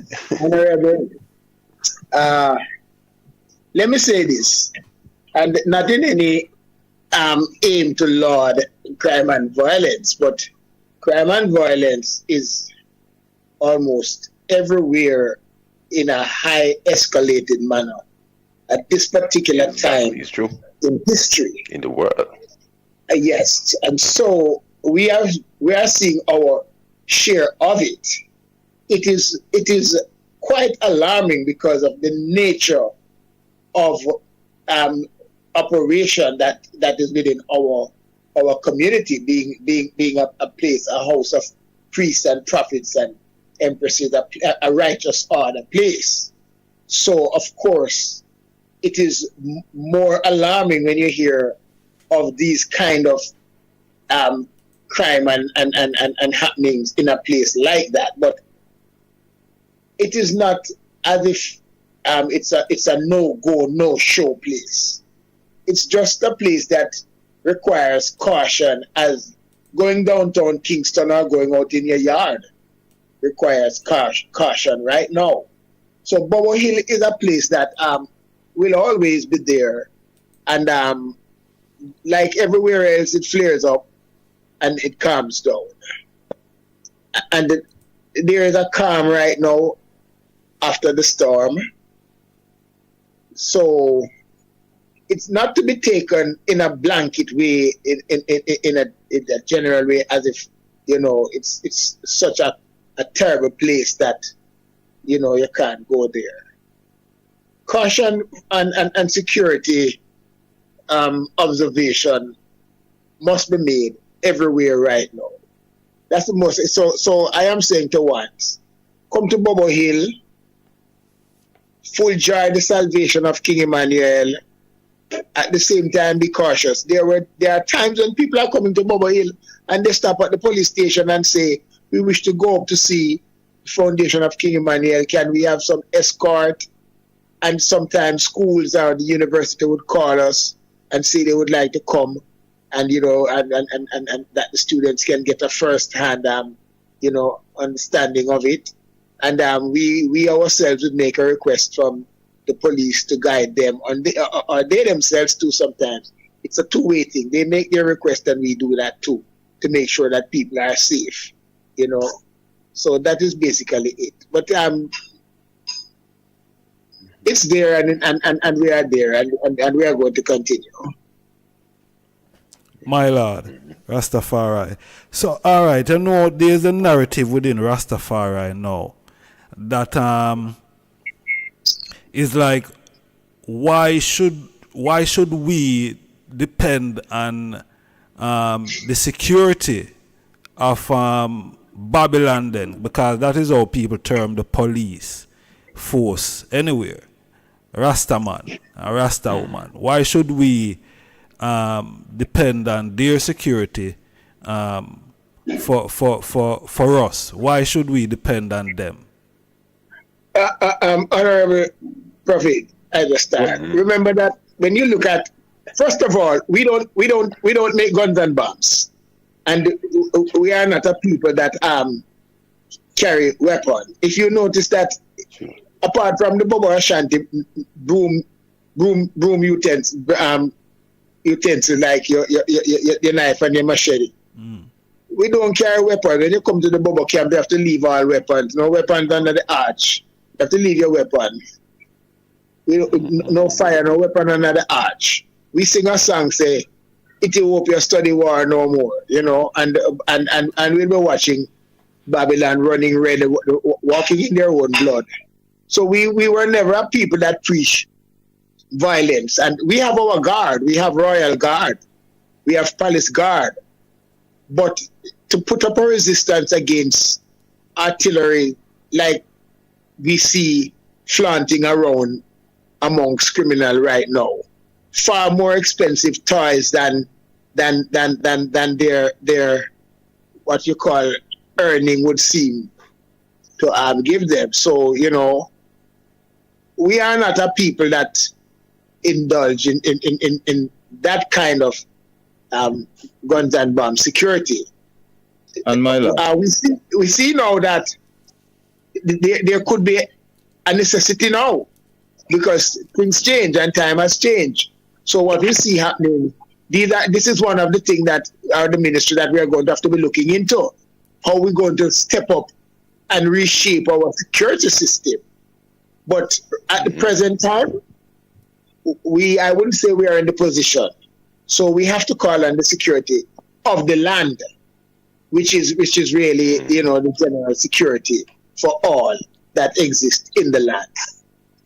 Yeah. So we have to let me add to that to my lord. Because the question, you pose a direct question. Why should we depend upon Babylon, the police force of Jamaica, or any island that we find ourselves, or any country? First of all, let's talk about Jamaica. Why we would approach the Babylon? Because it's their henchman them that is doing what they're doing, Rasta is not terrorizing their neighborhood. Conscious people not terrorizing them neighborhood. Good people not terrorizing their neighborhood. Okay? And those toys, like the priest said, those very expensive toys that these brethren have, sometimes worth more than the house and everything that they own in life. They can't afford it. Where are they getting it from? It's their same, their MPs and their politicians that is equipping them. And now maybe it has gone beyond that now to where they have, running their own little pipeline of drugs and thing and able to facilitate themselves as well. Because, you show them a thing and now them learn the game. But they still are controlled by the politician that run the area them. So, and the police is also controlled by those politicians. You know, Minister of Security, Minister of this and Minister of that. So we are calling upon them to control them own people, them own, you know, constituents and them own henchmen them. And as the priest said, is a monastery. We are there to enhance our spirituality, to build ourselves as a spiritual people, as a conscious people. We are not there to study war. That's why we didn't leave out a road, because enough of I had a pass, you know. Some of us came from the streets and all of that, and King Emmanuel saved us by calling us to him. So we leave the studying of war out on the street and came to the monastery to study how to save our soul alive, how to be righteous people, how to walk in the path of light and truth. And guns and bombs and violence don't have any place in that way. So we have never embraced that path. But we are not cowards, we are lions. We will face the enemy without fear, without weapon, knowing that we are victorious because good will ever overcome evil. So no matter what we see going on right now, watch the end result. The proof is in the end result. Yeah, it's done. Majesty, yes I. So the wall, I hear the eye talking about the fencing and the wall. I guess the fencing and the concrete wall would be a part of the security. Yeah, to the east side of the camp, we need a wall, because to the other side, to the west or the southwest side, that kind of have a mountain drop off type of thing that is easily secured, you know, or easier to secure. There's no walk path there. But to the east, you know, looking into St. Thomas, that side of the camp needs a strong enforcement to just eliminate the access from that side to the camp. And as a matter of fact, that side is kind of one of the area that is was mostly inhabited by the female population of the camp. So, yeah, that side directly needs to be secure properly. Rastafari. So why I was mentioning now the security and the accountability of Babylon, and why, if we can depend upon them or we can't depend upon them. Zine is we have seen where the Honorable Empress Sharon has lost her life last year, and also the Honorable Priest Edley has gone missing, and up to now we don't hear anything. I don't hear anything. Zine, and it is not for us to really say, boy, we're going to take the law into our hand and start to investigate and so on. It's now in the hands of the same ones, the police them, who would classify as Babylon then. Seeing it's in their hands. We don't see any urgency from them dealing with this or these particular case or issues, where we see other things that, you know, take, you know, the spotlight and get dealt with quick and fast. And, you know, it's the same Babylon system that is handling these cases and issue.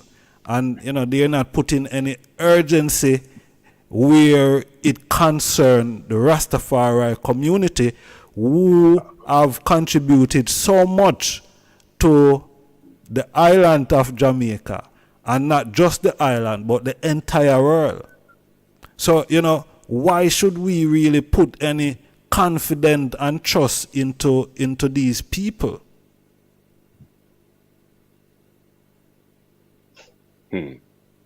But if I could come in here, I get the point, Honorable. I know as a good journalist, kind of mirroring maybe what a lot of ones are saying. Right, my lord. But I must say, you see, yeah, of course, but you see them things here is a lot of strategy, logistic, and to some degree, a certain level of diplomacy going on here.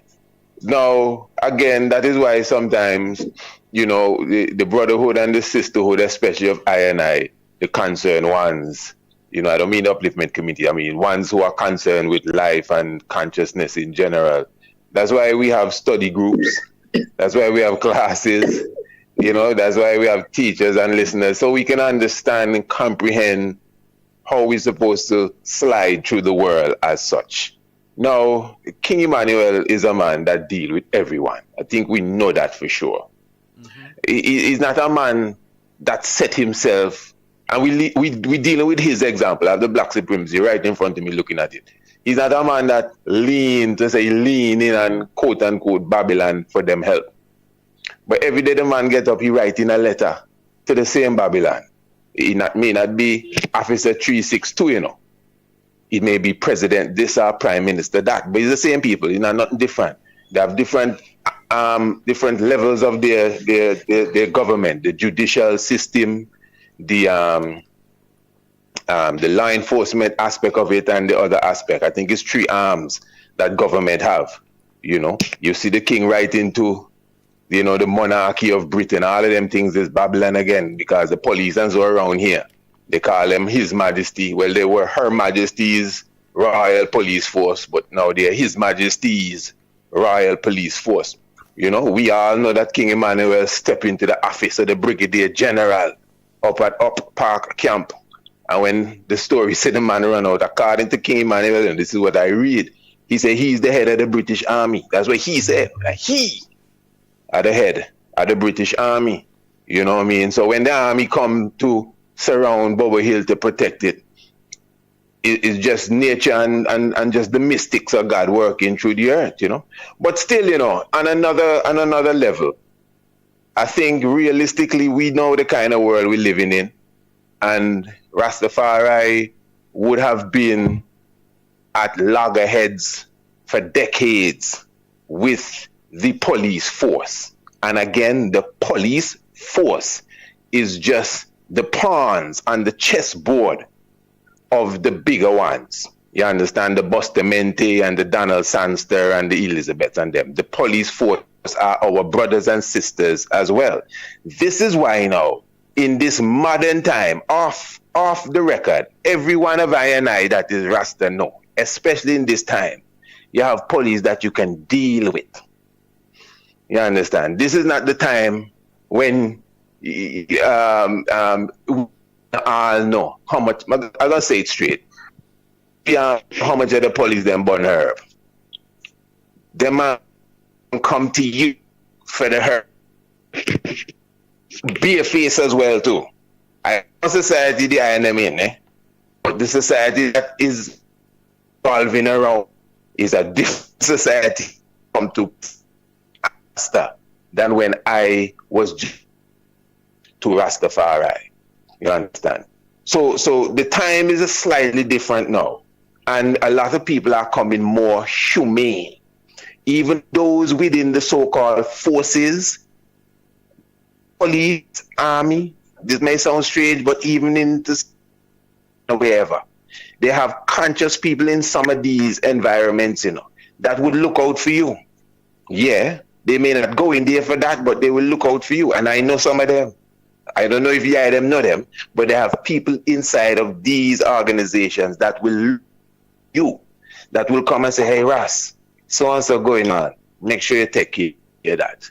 Yeah, straight up. So it have a lot to do with it have a lot to do with understanding as we are going through the world. Everybody know who Babylon is, but yet still our Father write the same Babylon and demand freedom, redemption, and international repatriation. He demanded for the same Babylon.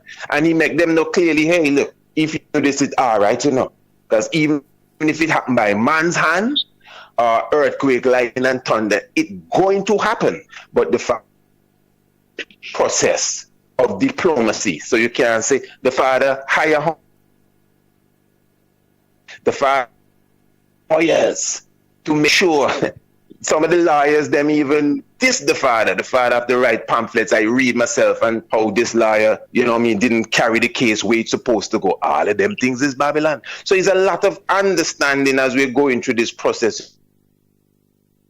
These religious decisions. I don't want to diss nobody, but sometimes it's our dogmatic religious outlook that make us say, oh, we don't want a Babylon and this and that, we don't want a police and this and that. And I understand the sentiments, but we have to be realistic in how we are stepping forward, even at this critical time. Let me just say one thing about a gun. I don't want to say too much, but as was around King Emmanuel, tell me, straight up, before the father, two things that the father never deal with. Even passport, King Emmanuel never deal with. Passport and gun. And there are elders that I could call their name, but I'm not going to call it unless it's necessary. That say, for the father move, two things that draffer.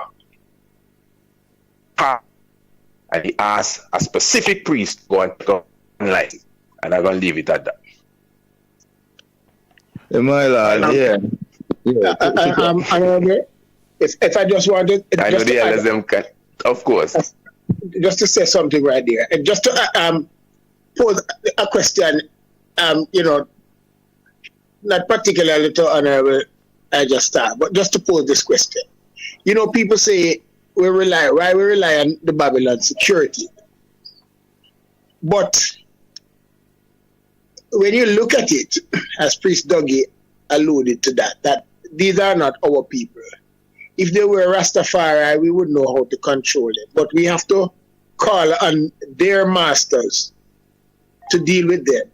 And then again, if we were to be people to deal with guns and bombs, you know, we would we could take care of certain situations. But you know, in the time when those things happened in the recent months, Ijahstars, we reasoned that, you know, a lot of things. But you know what someone say? You know, if we take it in our own hands. No care what happened, you're going to hear some people say, we take the law in our hand. Yeah, now go good. You see? So it's not that we can't do things that, you know, we are coward or we are weak. But because we know that we are easy to be lambasted and to be victimized just because of who we are.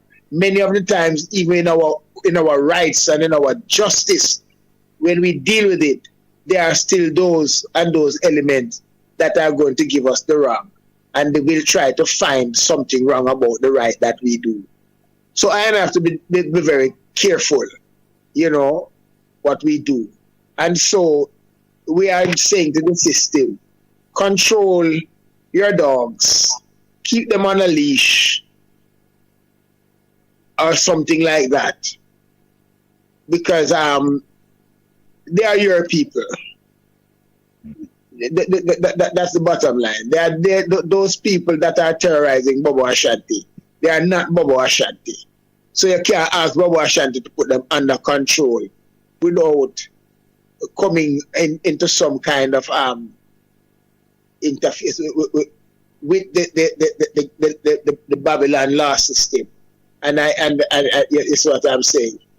Because if we take it in our hands, there can still be backlashes, especially against us. Maybe some other people, you know. Let me tell you something, Ijahstars, as I said. If you look at there's a river we call Sandy Gully in Jamaica, and it's concreted sides and the bed of that river, all the way from uptown down to the seaside. A well-reinforced waterway. And when you look at some other places that are being ripped to pieces by water getting out of control and rivers overflowing their banks, and nothing is done to those places because those rivers exist in certain area. Unlike Sandy Gully that is passing through quote unquote elite area and it's fixed. And it's a similar thing with the crime, especially in this country, because we are who we are and we are not the apple of the eye of the system. And so we are not going to be given any form of preferential treatment because we are being denied even of some of our ordinary rights. So to some people it may even be a good thing to see what's happening to us. Because they may just say like, oh, them did say about the Christ and the cross. Why you not come down? You're not God. So they may say, why you not just chant on fire and kill them? You know? So not pray. Now I jump in there so too, because right there so I have heard that said by Lord. Don't just to say right there so with the priest. Right there so. Exactly. I was in a gathering. I was in a gathering, and when the news of what is happening at Bobo was being spoken about, one of the person in the gathering said, but no them say them have them God up there, and no them say them did this. So them not supposed to kind of save themselves. How come them are dead now?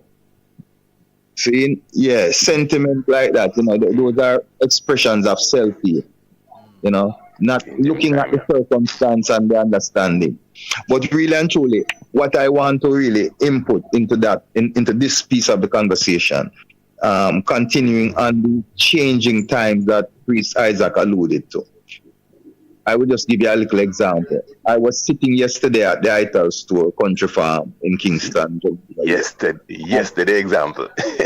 Yes, and I'm sitting there with the owner, with Rasaimo, and we were reasoning of something like a reasoning now, you know, of our future approach to everything, politics, everything, and we are reasoning and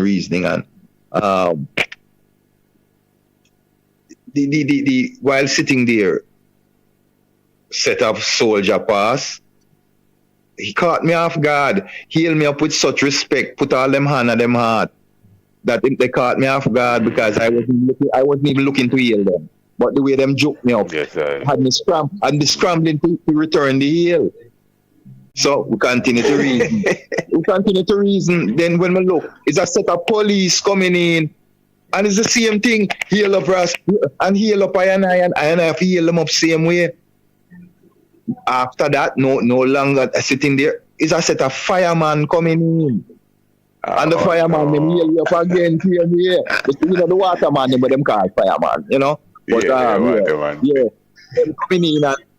So I am showing the item, the changing of times. Those are the type of people that used to pass us straight and see us as a problem. The kind of respect that them Eli and I up with yesterday, the police, the soldier, you wouldn't believe it. And the amount of soldiers that pass by for the time that I sit down there, because Upper Camp is not far away.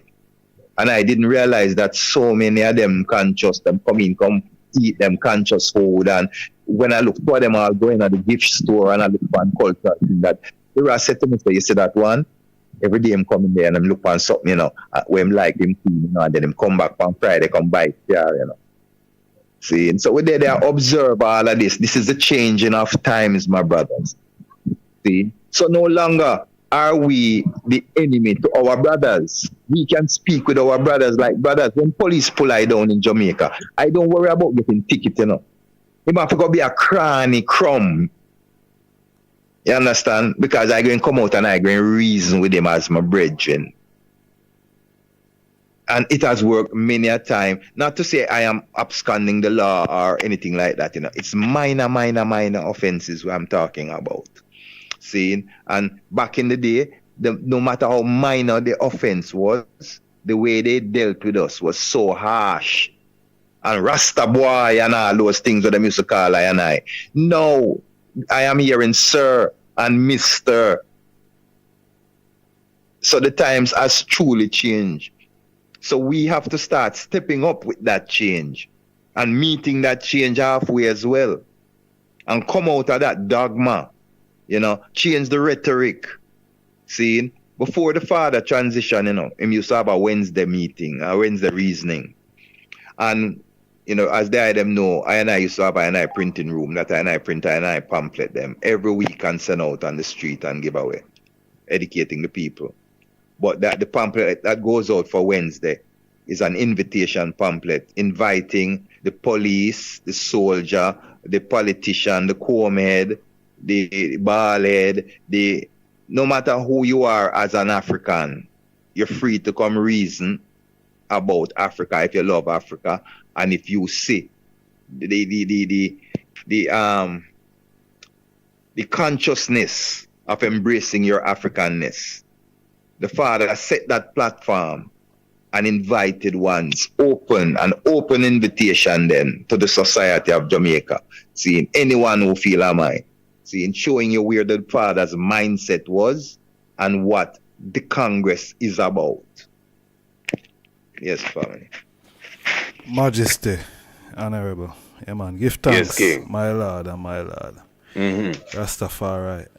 True. And if I can say, not to prolong that part of the subject, but let me just say quickly, not gonna take no long time. You know, even when the Honorable Empress Sharon, you know, went through that vibes, and even when the Honorable Priest went, you know, missing, I myself and a few other of our ambassadors, we penned a similar letter, because we shared it amongst ourselves, to the heads of government for our region. Like and Priest Kailash in St. Louis, mistaken, is with maybe one or two. And I enjoy our respective. Okay, exactly. Actually, that's the the letters were really pointing towards Jamaica, looking for assistance from our individual leaders to push the case to the head of Jamaica. Yeah. Exactly. Now, let's just suppose maybe most of us, you know, more of us did something like that. Not just ambassadors, but anybody can write a letter, you know. You could imagine it would at least made an impact then. Let's say them people get 100 letters. Somebody would have said, hey, let me call home and see what's going on in Jamaica, brother, because enough letters I see coming on my desk here. You know, so as I said, there's diplomacy, strategy, all of these different little things we have to keep in mind in this battlefield that we are right now. But I'll leave it at that. Bless it. My Lord. Yes, sir. Give thanks. True song, my Lord. True song. Yes, sir. I have 1,000,001 question, you know. And I don't want to go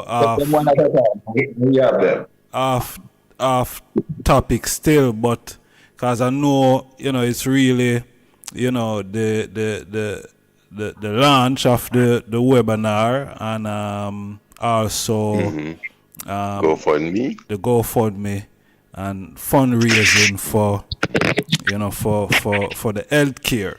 All right. I want to ask the item this now. See it? It might sound a little bit personal, but please, it's not. We just want to get somewhere and get a overstanding. In the item living facility right now, Priest Lamont, Priest Dougie, and Priest Isaac. See it? Do the item have running water in the item bathroom and kitchen? Why you laugh, my lad? Yeah. Yeah? All right. No, myself like that. Well, I just started now, so I'm give up. Yeah. Yes, Honorable Prof. Yes, my lord. We will feed into your bait, my lord. Yes, we all have running water, my lord. Continue. Majesty. All right. Now, when I look at the camp, Zane, I remember the last time I was there, but I've seen a recent picture, and is a recent picture bring this question to my heavens now, because if we live in our household where we have running water in our kitchen and in our bathroom, why is it not the same at the camp?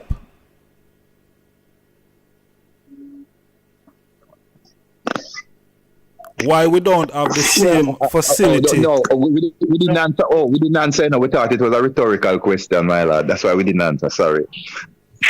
Just being facetious. My lord, it is obvious that neglect is the reality, you know, my lord. Neglect. When I say neglect now, it might sound harsh, just like how the question sound harsh, you know, but it is reality. You see, through the Father Chad and I several times made different moves to do other things that the Father left I doing, because we can blame all kind of blame and we can put fingers anywhere and everywhere. We know it go. When the head of a tradition succumbs to the inevitable, a lot of time, you know, it takes the followers or the congregation or the crew or the team a moment to, you know, regain their composure. Yeah, it kind of take a little longer than a moment, you know, but that is the reality of why the infrastructure is how it is. You know, years of not repairing and maintaining and not adding to what was there, because that is the problem. The master gone on a journey, you know, and him left you know, him left one with one talent, him left another one with 5, him left another one with 10. You know? But I got buried, you know, right, my lord, and say we are preserve it. We don't manifest it, you know, we don't increase it, is what I'm saying. So we have not added to the development that the Father left. So it is in disrepute right now and in disrepair and all of that. So that is the reason. We have water in the camp though. We don't want people to think that we preach for it. There's water in our kitchen where I prepare the elder care food. We have water there, you know, and all the needed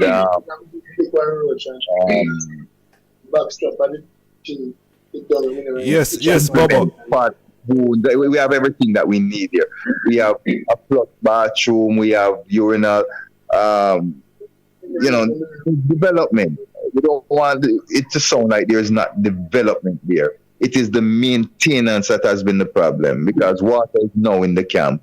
What we need to do is to extend it to every home, run decent piping to every home, you know, which is what is needed and which is what will be done as this redevelopment project goes on. You know, someone's, you know, one-on-one who live there who are adults, they can help themselves too and run their own, you know, convenient pipe to their own place. But for the elders who are unable to help themselves, it falls on I to do that, and that is one of the role of elder care program, to facilitate the necessities for our elders. My lord. All right. Hear what I say now, honorable priest and priest and priest. Finance is important, right? And I notice from I forward in this thread as Rastafari, there is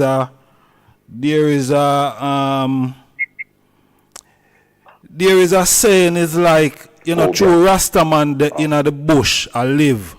Zane it's just a bush living, and we don't want no money, and we don't want no modern facilities. Zane. So all we are living at the bush, we're isolated from society, Zane, and we just live because at the bush we there. Now the headquarters or the foundation is a place where international people come there, and also local, national people, schools and different people of walks of life that come to the foundation. Now I'm saying, since we're raising, we want money, Zin, to do these things. And we're coming out of the stereotypical thinking of that, boy, we don't need money. And we just live the way we are live because true we are Rasta. Or we are Bobo then.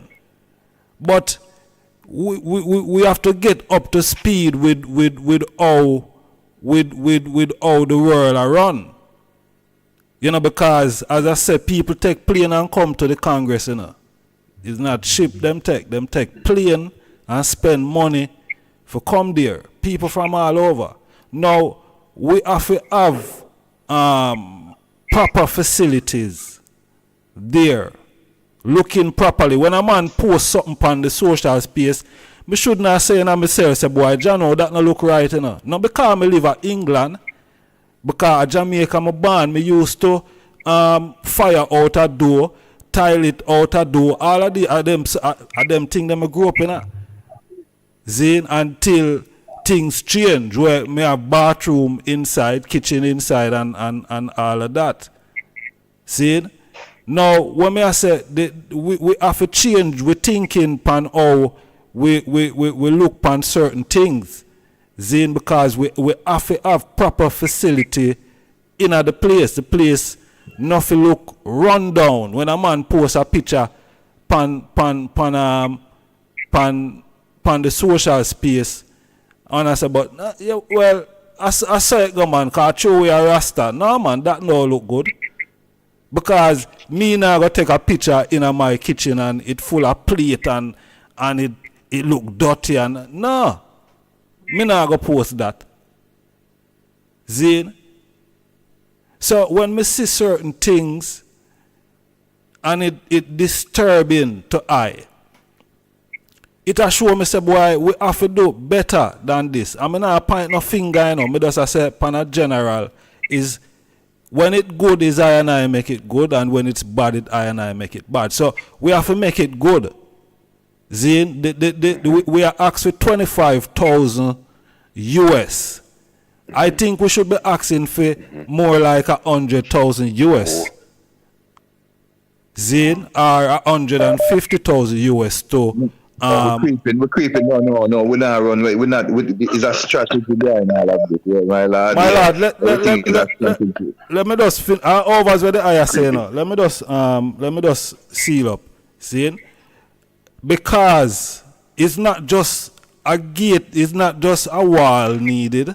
It's not just healthcare needed, my lord. Is a overall overhaul of the foundation that is needed, and it going to take money to do that. Now, I'm not someone who is advocating for Jamaica. No, the I them must hear I most time if the I them listen I. Zine, me not advocate for Jamaica, no time at all. No time at all. Africa me I talk about. Zine? But we are going to get this still. But we are dealing with the foundation, so me I go just leave it right there. So the whole thing need overall, my lord. The whole thing need overhauling. Honorable Majesty, you touched two very salient points. Now you say something that is very imprinted in my faculty of thinking too. And I want to tell you why basically the foundation is like as it is. When I was a young Bobo Ashanti, and you come to the yard, although we did not have fancy concrete structure and so forth, we had a pit toilet and we had, and so forth.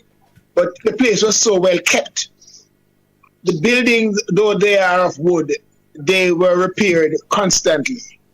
They are painted constantly, and the place was very presentable, even to a king. When because it was humble, but organized and kept. One of the things that caused great monumental structure that can withstand the time. We were thinking of going to Africa. That's our main aim and objective. And those days we thought it was going to happen next week. Every day it was like redemption would come. And so once you're not thinking about certain kind of structure.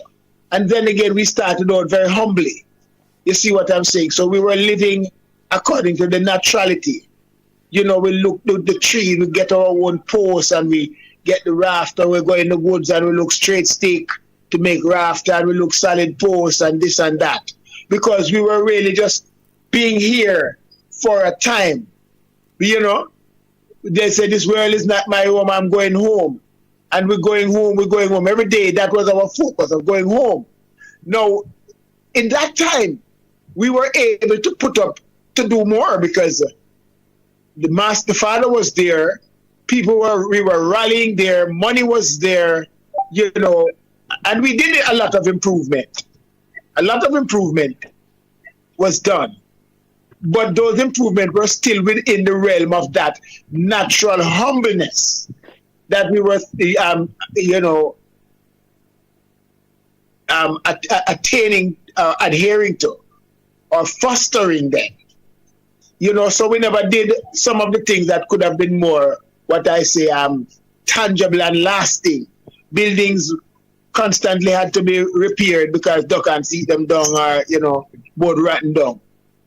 And I remember about 25 or so years ago, I talked about a metal fence around, you know, a peripheral metal fence. And to many ones, even to myself, I was timid to say it because it sounded out of place with a thinking of reaching Africa. And whatever we are doing, we were thinking of going to Africa. And ones said just that, well, if you put up the fence like that, it's like we don't want to go to Africa. So it's not that we were backward in our thinking or we did not know that these things existed.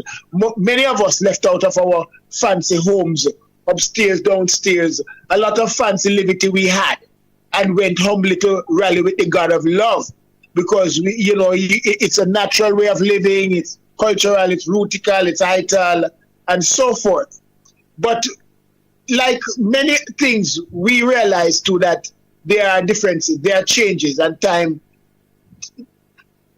the dynamics of time, and the unforeseeing future that we all create in our heads and our meditation, you know, at that early time, we come to realize that it's more than some of those thinking. And this is what brings us to this state now, where we have derelict buildings, especially the father has trod, you know, from out of the flesh. And so the rallying and the meddling that was there is not there so much. But in those days, the place was humble, clean, and acceptable. You could go there and you use your pit toilet and you still feel comfortable because it was kept. It may have a little stink, but now we have running water, we have this, but we don't have good structure because they have not been maintained. And, and the money is not as it used to be because the world has changed. And because Rastafari is not so much in the system, we don't come by money as easily. Although you have enough rich Bobo and enough rich Rasta, I am not negating that. But it is what it is because of some of the trajectory that we hold, that we had in thinking in those days. Because if it was now, we might have built up a lot of nice concrete places. And we could have built them in those days, especially when things were cheaper. But as I said, it was our philosophy, if I may use that word, that we had. Which of course I know that now is a time that we have to make these paradigm shifts in our thought process. Thinking. Just to interject there, my lad, I don't want we leave out the fact that even though we had a humble setting, we were very advanced. Because let me tell you something, we had a Delco on the hill. I don't know, it's not a Delco, it's a generator, it's not even a generator, it's like a locomotive. The size of that generator could have, and the output of it could have give energy to the entire Bobo Hill. No, to the entire Bull Bay. But we used to like the whole Bobo Hill. I mean, and with excess of energy, with excess of energy, my lord. We said the power of it could light the entire Bull Bay. Ask anyone. See? Bull Bay. Yes, so we had that before people had them big generators. We had that monstrosity that looked like a locomotive engine. See? All right. Secondly, we had solar when people never know what solar was. If you said that to any average person, them time in Jamaica, them say, what? You mean the sun? Oh, you're talking about the sun? We had solar on our office. Okay? Our office had solar, my lord, from 80s. From the 80s. So one must understand that we had a radio room with a two-way radio with an antenna. With an antenna that at night, Iman and Priest Turks and others would be in there 1, 2 o'clock listening to news from all over the world, talking to people that spoke our language, because we often got people that we couldn't understand because we didn't speak their language. But when we did buck up on people that spoke our language, we were able to communicate and ask about, and they were able to ask us about our liberty same way. See? So we were that advanced in our thinking and our application at the time. We had a printing room, as I said. We printed our own propaganda, my lord. We printed our own propaganda and gave it out every week. Those pamphlets were with all our rhetoric, our church liturgy, and all of that was in it, being handed out every week. So we had reached a stage. We had our intercom at the gate. When a visitor reached the gate, our international guard was able to press a button and speak to the office and speak to the palace. And we were advanced ones. We had trucks. At one point, we had 4 different vehicles in the camp that was talking personal vehicle. So in universal vehicle that belonged to the government, to the E.A.B.I.C. Different from I, because I had my own personal vehicle. See, but there was at least 4 universal vehicles in the camp at that time. Okay. When the father transitioned, we had just bought him one of those large Benz. Not the little Benz, not the little nice, little cutie one them where you say about the place now and thing. We're talking about something that when an ambassador sits in it, when a delegate sits in it, you feel like him in a limousine. See, leather seats, sunroof, everything, all the trimmings. But one of the big ones at that time.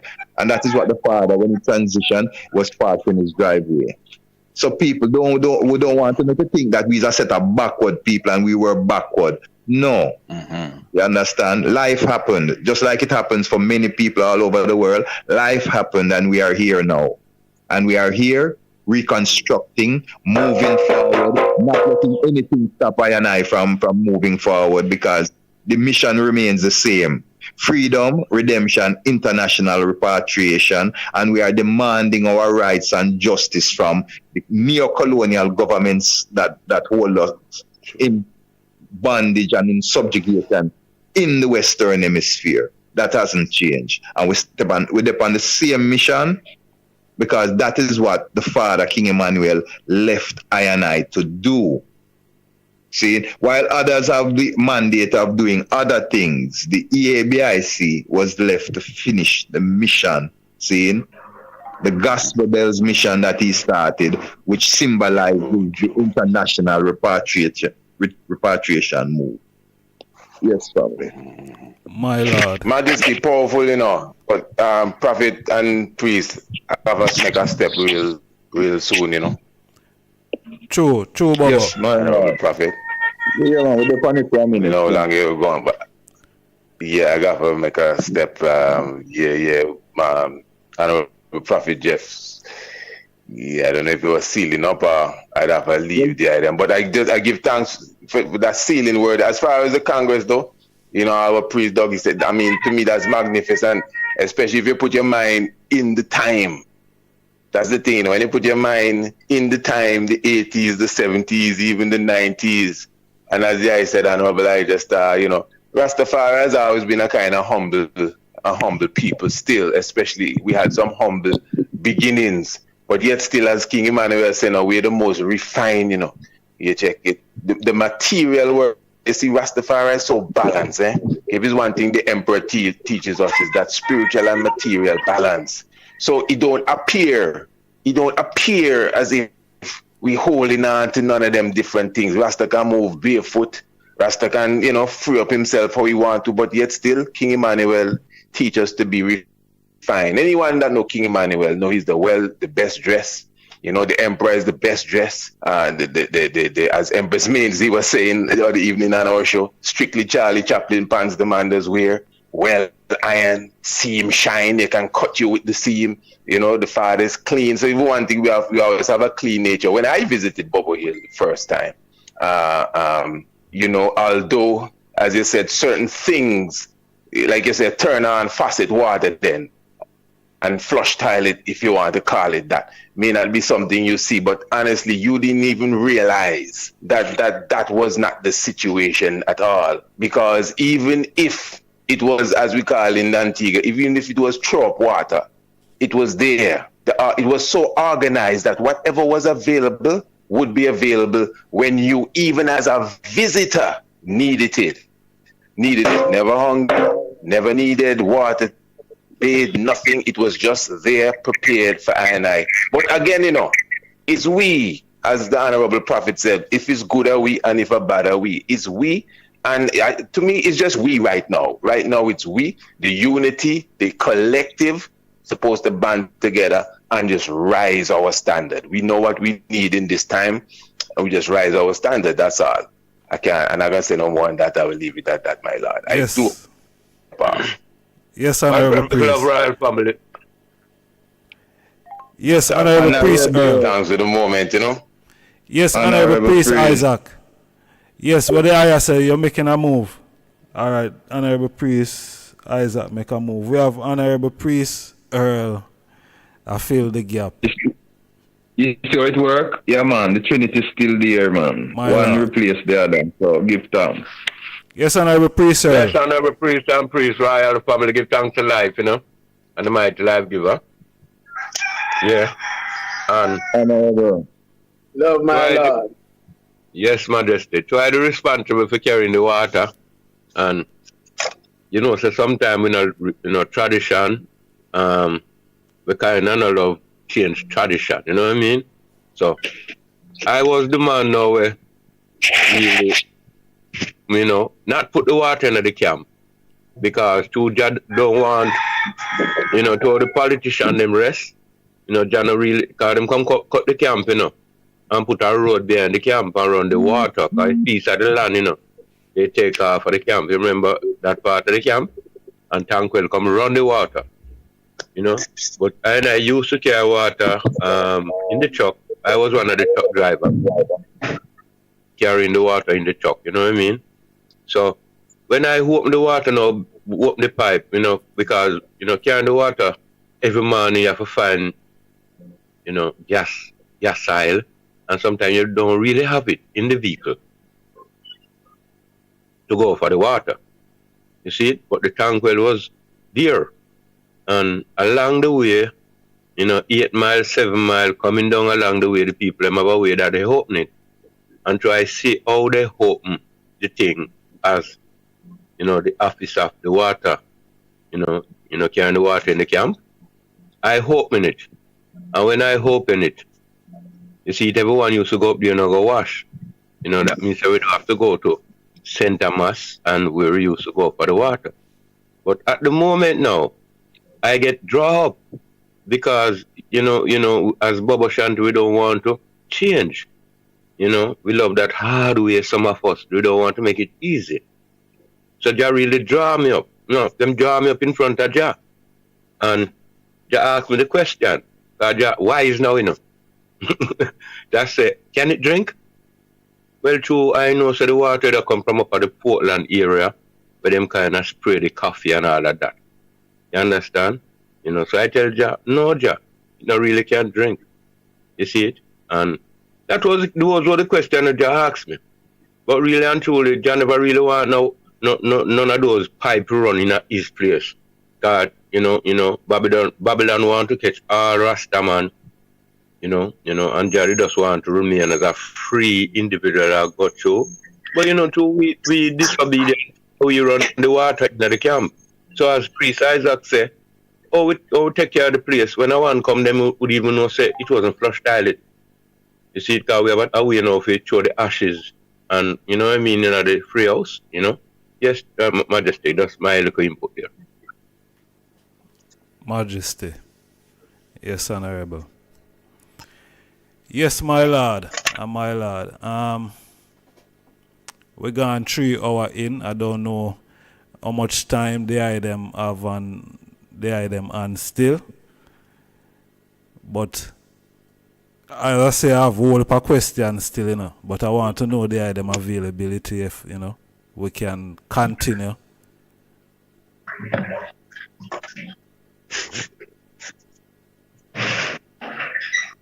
My lord, my lord. Yes, I. Yes, Rastafari. Yes, Bobo. So, all right. So this Sunday now, which is the 21st, the webinar, and we are gonna have some reggae artists amongst the special guests that's gonna be there, right?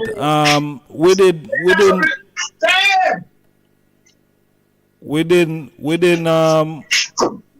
Bobo Shanti. Zin, we always hear that, we burn reggae and all these things.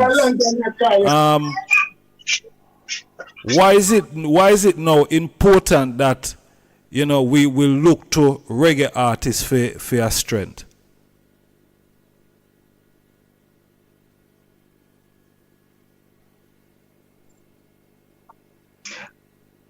For the only reason why we incorporate the bridging them into the fullness, because the whole fullness is to serve everyone, and they are benefiting from the culture as well. That is what they are profiting from.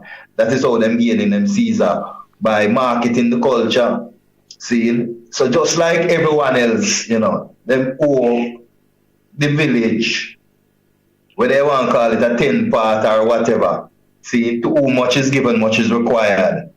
True. See, so what we are doing, we are giving them a chance to redeem themselves, And every man must have a second chance and a third chance. Just say, how much time you give your brother? 70 times, however much. So you might tell you, say infinity. You must just forgive.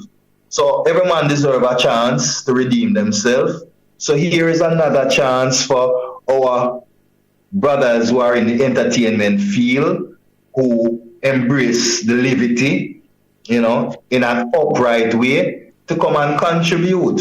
Use their popularity for something positive for once, and not just for hype and for, self-aggrandizement, because if what you do only serve yourself, it is vain. But if what you do serve others, then it will always strive again and again and again. So what you're seeking to ingrain yourself in history would have happened if you serve others. Rastafari. Yes, I. So, the Virgin them just come and, contribute, lend their, their strength to worthy cause. Yes, I. This is health. This is health. This affects everyone. This is not about musician or politician or actor or prince or papa. This is health. You understand? When it comes to health, we have to transcend all of that to a humanistic level. Seeing? And if we act like men and people out there and single out and be restrictive, then how different is I and I from them? We embrace all our brothers, just like how Garvey said, a black man with 1 ounce of black blood is still an African. Him say, while the white man will reject you for having that 1 ounce of black blood, I and I embrace you. See, that was Garvey's philosophy. See, well, it's the same way, my lord, We embrace everyone. It's up to them now to embrace the truth and the right and the justice. See? And do their part.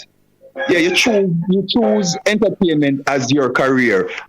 I don't have nothing to say about that. That's your choice. See, that doesn't make you a bad person. It doesn't make you a good person.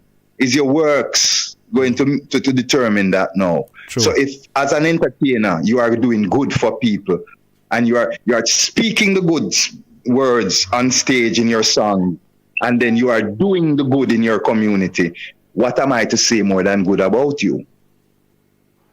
My Lord. You understand? Yeah, we don't come to condemn people because they are not clones. They don't walk and talk like I and do exactly as I do. No, that would not make I peculiar. I am a peculiar treasure, you know. Bobo Ashanti are peculiar treasures. You understand? To be cherished. You know, we are a valuable creation. See? And if we were just regular, then that we wouldn't have no value. See? So I am not looking for everyone to walk and talk like I, but I would love everyone to walk within the light of truth and right. That is how and I works. To make sure that we set the table, like the Father said, place the food within the children reach. So them have the opportunity, you know, or the choice of doing right over wrong. Give thanks. My Lord. Honorable Priest Earl, Priest Lamont. Yes, the Honorable Priest is very right, you know, because over the years, we see some of those elder musicians, like Jimmy Cliff and all of that, you know, speak out good about the foundation, because when they were youth, coming from country, you know, the foundation, they hear them. So, Jimmy Cliff was one of the men who speak good about the foundation, and, you know, the other, another one, but him head, I don't remember, him name the really in my head at the moment, you know, come visit the Father's great reggae star, and the Father deal with them upright, you know. So, as the priest said, you know, other some man works, and we just, you know, call up everyone, you know, just make him work. You know, just be glorious. Yes, my Lord. Yes, Honorable. Well, I can remember, you know, the days when many of the entertainers started to come. I remember those days. Capleton was among the first set of musicians and artists that come to the Bobo camp. You know, and I think Capleton is the first entertainer that spoke to King Emmanuel. Yes. And after that, many other came, and he all embraced them and gave them sound words and let them understand that they were not to teach. They are influential people and should not to teach bad culture or Balaam culture to the world. But, you know, as him said, wood and stone will have to praise him. You know, he gave them the freedom, the free will to call his name into songs if it is upright. You know, but I think that there is much more that entertainers can do, Bobo Ashanti and other Rastafari, for Rastafari. And as I said, I was talking to Tony Rebel the other day, I said, I am not.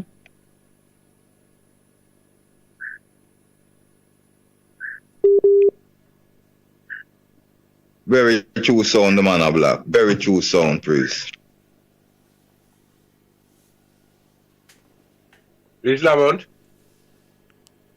My Lord. And every priest, you gone mute. But it's a very true sound the priest is blocking, you know. They can do much more. We are not here to condemn, but to whom much is given, much is required. You know, I'll keep this. One of them can facilitate it. One of them can sponsor it. One musician, one musician. You understand? And the artists, them in general, we're not even asking them to go in their pockets. Since they are in that field, they can get a facility and put on a benefit show to benefit the elders and the elder care and to benefit whatever mission it is that is a priority to Rastafari. But the self-interest and the self-aggrandizement takes priority over the collective interests. And that is what is a problem, and that needs re-education. We have to educate our upcoming young Rastafari of their duty. Age-protected infants, care for sick, nourish, and all of that good stuff that we know, that we quote all the time when we gather.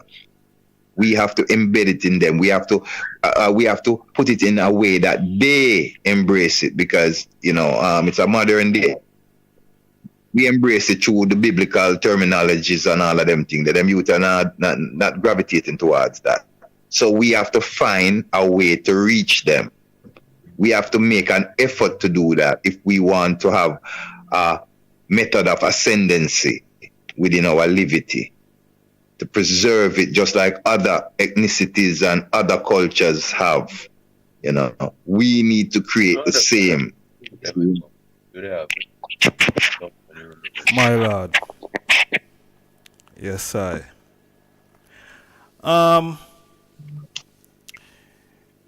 I hear the I mention the gospel bell mission, and we're still on the gospel bell mission.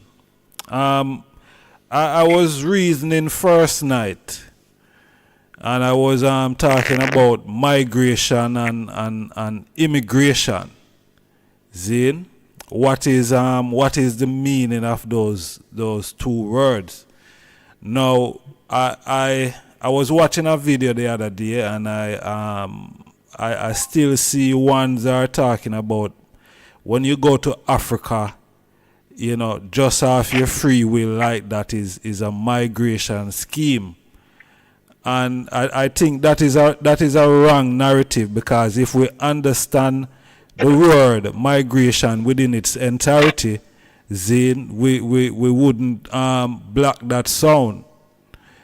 Or the item say one's leaving and going to Africa outside of this mass movement of repatriation, then where we are saying 7 or 9 miles or even 21 miles of Black Star Liner ship.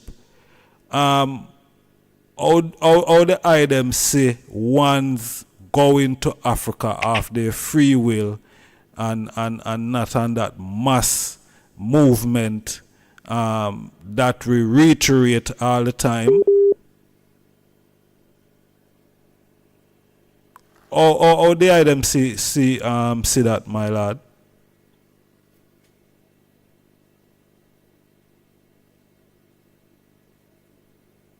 Please, Dougie. Yeah, them here, right? My lord, yes, sir, we can hear that. Yeah, them here, right? Majesties, yes. let me just apologize for the cutout a while ago. Yes, I. What I was saying, my family, is that let's start at the word migrant. Mm-hmm. What is a migrant? Now, when we hear that word, usually I hear it when I am in the U.S. Migrants coming to the U.S. for jobs, migrant coming for this, migrant coming. It's usually a person that is not born in a certain region, or his ethnic origin is not from that region. So he's crossing a border into a foreign region to seek out opportunity. Okay? Or running from something, whichever reason. Now, when I and I is going home to Africa, we are going, you hear the word? Home. Home. So I don't see how that can be considered something negative or even come under migrancy. Yeah. No, again, this is where we have to do our research. As was determined by the experts, repatriation, let me express this. Repatriation has two phases or two kinds to it. You have a government-to-government approach, and you also have a person-to-person approach. See, if ones don't understand, go and do your research. And for Bobo Ashanti, look in the E.A.B.I.C archives and look at the documents, how Dada explained the process of repatriation. After doing our research, because we were the same ones that did the research for the father. So I am talking as one of the person that was right there involved. See, and it was determined through the experts out there who define what repatriation is, what methods of repatriations are, that the two approach is one, government to government, meaning our nation state, which will be Jamaica, interfaces with the nation state on the continent through the AU, seeing, and negotiate a method or a process of repatriation that is amicable to both and not burdensome to any. Seeing? So that's one process. Then you have the person to person. How that go now is that I and I over here in the West befriend someone over there, meet someone in our traditions of life or in our movements of life, and we now know somebody over there, or someone that we knew that we grew up with or knew here in the West, went there and is living there, and we now have a connect where we can reach out now and say, well, I want to come home to you, but I would need somewhere to stay for a moment to get my bearings and, to find my own lodgings and so forth and so on. And they can work with you now to help you to facilitate that move. That's also a method of repatriation. So using that word migration and migrants and an African who is returning to him home is doing him an injustice and adding to the colonized method that we have been beaten down with. My lord, because this is something that I hear is a rhetoric that push out all the time, that if ones are not waiting on ships to take them home to Africa, then is a migration scheme that they're on, and I think that is a negative word sound to black out there, and it's very discouraging to ones who. And it goes against what Prince King Emmanuel said too, because before Dada pass, remember this, before Dada pass, see, again you're talking to someone that he spoke to. I and Honorable Priest Irel had come in from overseas, and seeing Dada, that was the last time I saw Dada healthy and strong before he transitioned. And he said to I and I that it is better to have 1 foot in Africa than 2 foot over here. So I and I must pass the word along when we return overseas to the family there, that those who can afford their fare must head home. Those that can't must work on it. And those that don't achieve it, well, will have to wait for repatriation. I mean, the mass repatriation. So the father himself had given the go signal for I and I who surrounded him to start heading home. You understand? So that was a mandate, one of the last mandates given to I and I as the international family. See? So that again, erases whatever dogma ones are pushing out there on people who is returning home. And how has that worked for us to this point? How many of I and I have laid down I and I structure in the Western Hemisphere? Who would have rather to gone home and lay down them structure there than over here? If they had gotten the chance to go, wouldn't they? Would because of that thought that people put in your mind, you're going to not go, or one is willing to buy you a ticket to go to Africa and you're not going to go because it's migration? Those are illiteracies and ignorances that I and I cannot endorse, my brethren. See, and I'm speaking for myself. Others can speak for themselves, but I personally, as an intelligent, or hope that I am an intelligent person and a rational person and a practical person. No, my lord, I can't tell nobody that. If a man can make him way home, go home. What are you waiting on? Unless you are here doing a specific work, like I and I here is here as the ambassadors for repatriation and gathering the masses and trying to create the way, build the bridge between the diaspora and the continent. There are some of us that are on that work because that is the work we were left on, But those of the masses that can find their way home, why would you linger? Why would you embrace those kind of ignorant dogma? Those kind of rhetoric that is self-defeating and suicidal. My lord, that is what we're working for, We're working to reach home. So whether by manna and whether by earthquake, lightning and thunder, as the priest said, whether we are going to go up on a boat, 7 mile of star line, or whether we are going up on 747, whatever means, my lord, whatever part that just open up for I and I to go home, man should jump to and leg of the backward in rust. It's a pet peeve of I and I now. It's time that I and I come out of the darkness. We are children of the light, His real light. Yeah, man, coming at the light, man, of truth, man. People, it's Africa we are dealing with. If you can set the house and you can reach Africa, because that is the ultimate power, Rastafari. I am not telling everyone to go home to Africa, we don't want to go, we don't want the man them around there. We have to keep up them violence and them homosexuality and all them little iniquity about the place. We don't want to in Africa, and you can stay where there. When the paradise is around here, so. Yeah, the conscious community, conscious community need to head to the continent, go retake the continent, build back the continent in an Afrocentric way, in an ancient, a modern antique, as Raspido would have said, in a modern antique way that serves us and our people. Rastafari. Yes, my lord. Yeah, man. Give thanks to that clarity there because I can't understand why ones would see it as such, as a migration scheme. It's not right. It's not correct. And one should refrain from blocking them sound because there's so much information out there now.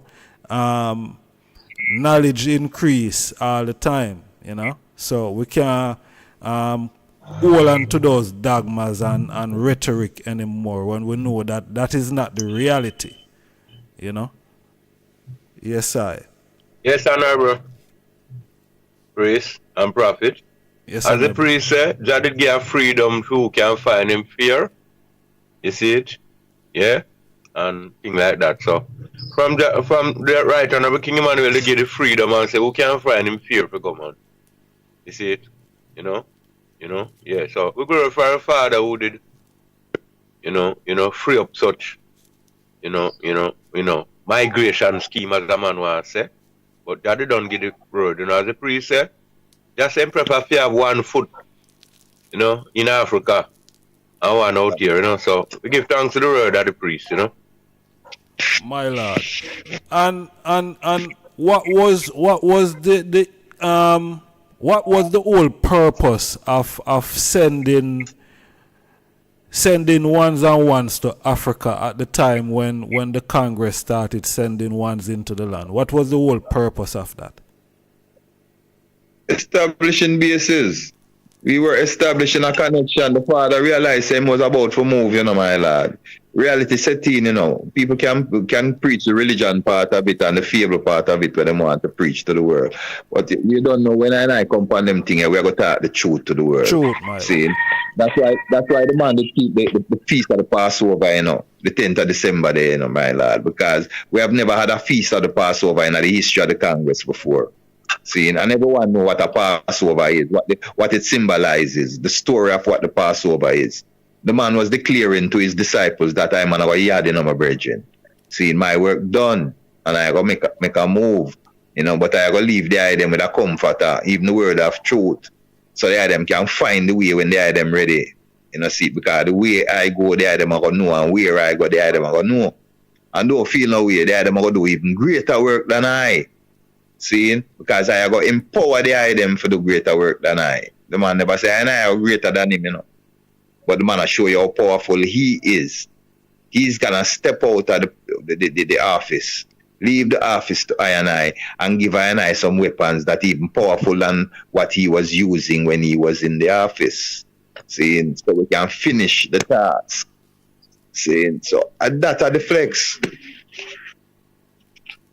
That is the flex now, my lord. See. So, in terms of, cause me hear that I speak about establishing the headquarters in Africa. Was that a part of Ghana register, you know? Ghana register is just not functional. See, it's just not functional. See, you're supposed to have the headquarters, HQ up of 10 Mile Bull Bay that is established for the Western Hemisphere until repatriation is fulfilled. But you're supposed to also have the headquarters in Ghana, seeing that is what you know, servicing, that is servicing the continent.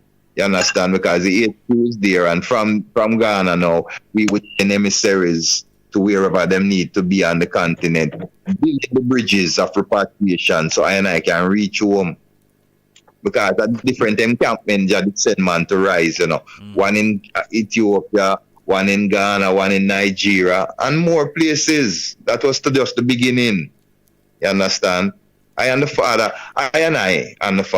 Bobo Ashanti was around the father and conversed with the father. You hear the father speak of that. Him say Ghana is the gateway. We're going to enter through there, so we're going to put our HQ there. See, because that's the gateway.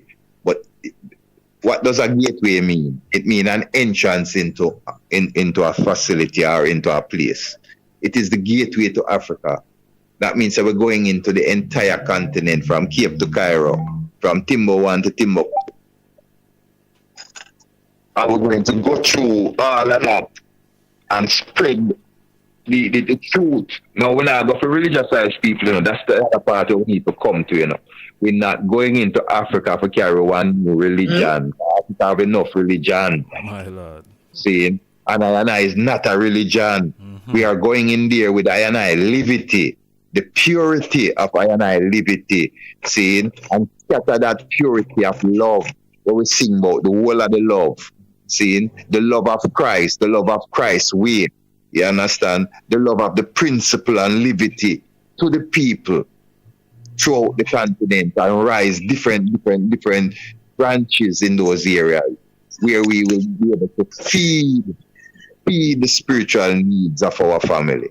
See, so that is what the gospel mission was supposed to be, my Lord, and is supposed to be. Rastafari. Like it's a bringing Christ to the nation.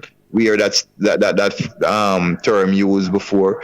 Bringing Christ to the nation. Well, is on that level of reasoning, but not from a religious standpoint, seeing, but from a salvation standpoint, seeing, meaning enhancing a method that helps a one to save them soul alive.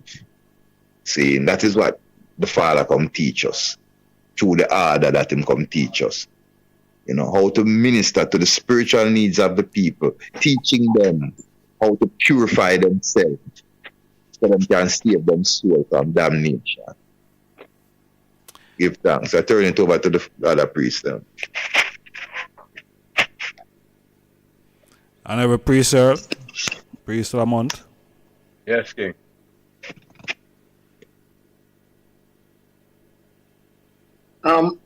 Because I man suffered a power break. I did not hear the last set of questions because I remember I cut out from what I was talking about. The reggae artist. The artists who I was saying that, you know, could have made more impression in their contribution. And the use we went to the conversation. Yeah, well, we went to the conversation of migrants. Well, I could have just come in still. Right. Yeah, pertaining to Ghana, to his dear, so also it is the gate of no return, and as the first free state, and the king of King did use the banner of the Red Panther, the page, the autobiography, page 236. So Ghana now, as the priest said, I just saw the gateway to go in. Because, as I think you have the one of the gateways set, the gate of no return. So, what happened in 1957, Warmer and Kuma, it go for Jamaica and Barbados, So, as the priest said, Ghana the gateway, so we don't give thanks, that the man they enter through. Yes, my lord. Well, since Ja Earl bring up that, priest Earl bring up that, I'm going to add to what he says. Yes, it was, and we need to clear up this now, and we need to publicize this within our community and among ourselves, my family. It was the gate of no return. Today, it is the gate of return. It was renamed in the Joseph Project some years ago, when it was renamed the gate of return, and that was when they opened up and was inviting I and I to return. That is when you had the Pan Fest and them thing there. And they were inviting I and I, their descendants that were marooned overseas, to come to the gate of return and break the spell. Break that spell of the transatlantic slavery. So just want to make sure so everyone comprehend that it is now today the gate of return. So it is truly the gateway into Africa as returning residents, because that is who we are, returning citizens, who were taken away, and they renamed it to reverse the psychosis that was created from the trauma that I and I went through in being stolen from our mother's breast. Yeah, give thanks. So yes, Priest Lamont, the conversation had gone to migrant. Ijahstars brought up the whole dogma that is said that when a man travels from the West to Africa on his own merit, that he is a migrant or he's on a migration scheme. And I was explaining that what I know of migrant, when I'm in the US and hear them use the word migrant, is some indigenous people from somewhere else crossing the border, coming over, looking opportunity. That means that they're leaving their home, going into a strange land, seeking something. So an African returning to Africa could never be a migrant. Certainly not. And I also explained that repatriation itself has two approaches. One is a government to government, and one is a person to person. The government to government would facilitate the mass movement of the people from one place to another, while the person to person would be the link up between two individuals who now work it out and facilitate the return. Yes, my lord. Yes. And the voice of repatriation must be echoed and re-echoed. And when we talk about repatriation, we must always talk about reparation, because it's because we are not reparated why we don't have the facilities that we have. In our Rastafari community, we as Bobo Ashanti, we don't think of getting handouts and stuff like that from government and so forth. And the reason King Emmanuel is steadfast on that is that he's saying he can't afford to go begging them for what is rightly his. He has to demand it. And reparation and reparatory justice is what I and I need truly to have the kind of life that we truly deserve, and that we have been used to before we were stolen away. And so we are asking for that reparation, which must include repatriation for those of us who desire to go forward to our mother and our father, you know, because I know that in the Babylon system, many people would want reparation because they are black people and of course they have suffered slavery too, but Rastafari has that consciousness of knowing that Africa was robbed, Africa was deprived, Africa was disenfranchised, Africa is victimized, and if reparation is not to the effect of repairing Africa for those injustices, then what is reparation? What good is it? If it's just for us to get some money in the Western world and we stay here and it is used in all kind of what we call institutional development, which really don't serve to advance the life of the ordinary people. And you don't really, the ordinary people who are suffering from that time and who are the main sufferers will not see any benefit from it. But if it is paid in Africa, in the Africa Bank, and we are returned home, when that, as a part of that, and money is there, when we go home, we'll be no burden to our brothers and sisters there.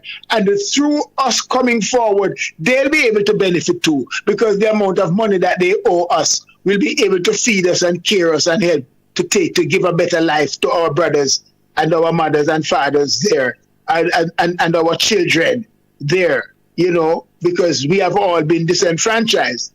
So when you talk about migration, I would encourage Africans and black people who can afford to begin to go home, just as you can buy your ticket and go to America and Canada and England.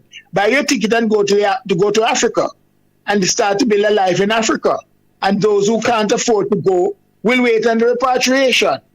And those who do not want to go will stay. And I am sure they are already creaming off the money for those who don't want to go anywhere and spending it.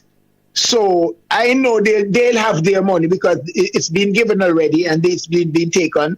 But for us who want to go home, we want them to make sure that ours is placed in the Ethiopia bank or in some bank in Africa, and we are sent home where we can go home and eat and live and develop ourselves properly with integrity and create a nation and a kingdom and a country and a navy and an army and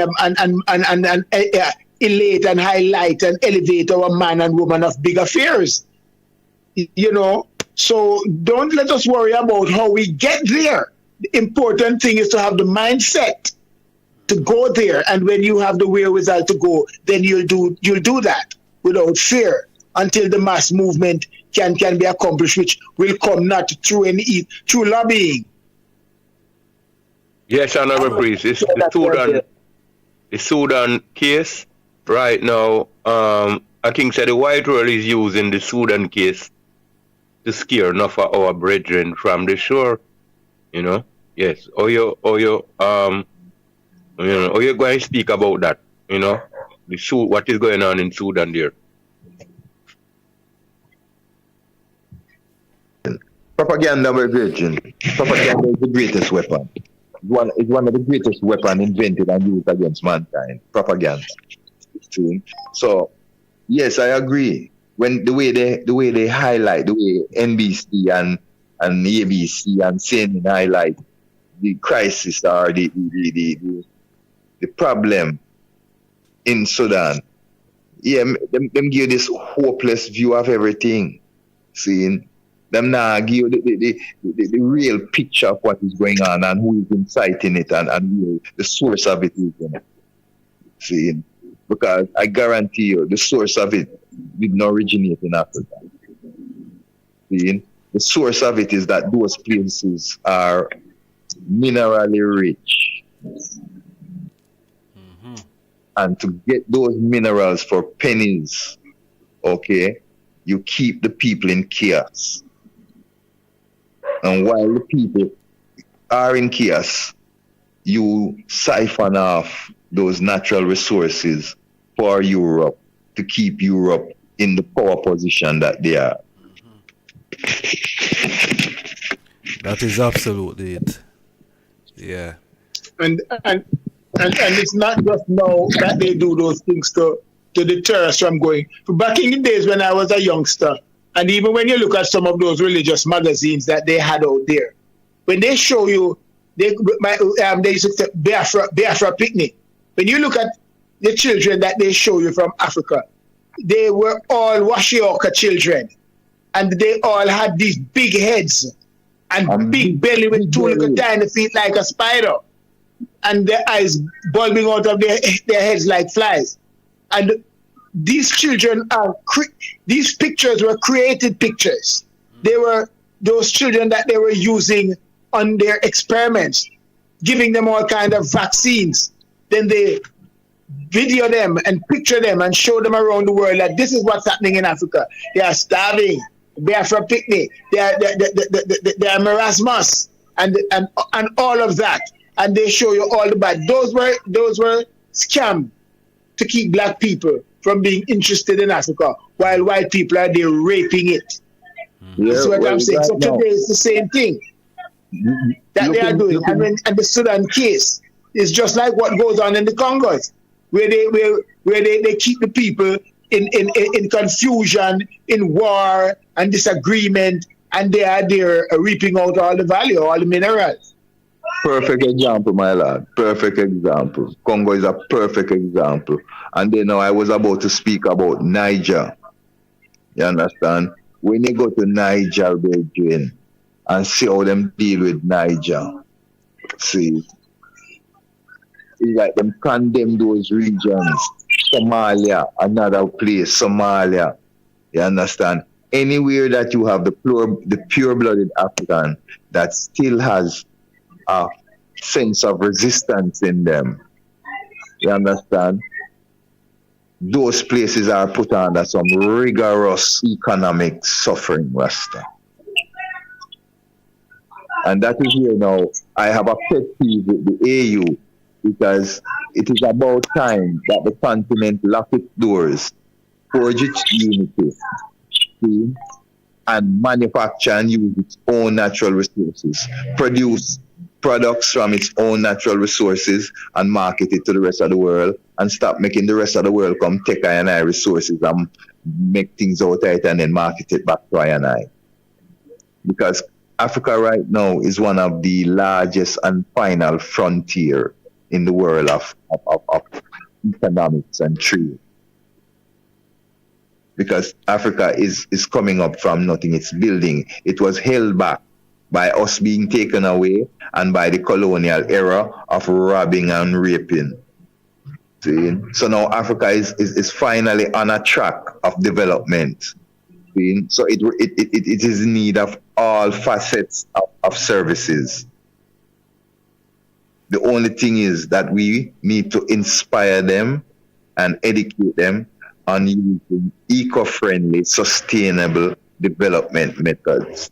You know, moving away from the old societal methods, you know, of agro-farming, you know, and all of those things that destroy the ecology, seeing with their pesticides and their tree cuttings and all of these different things, and moving into a permafrost, a permaculture type of method, a permaculture type of method, using your environment, working within your environment, using all that your environment has within it for everything that you need. That means for fertilizer, for pesticide, you're using everything natural. Because all of those things exist.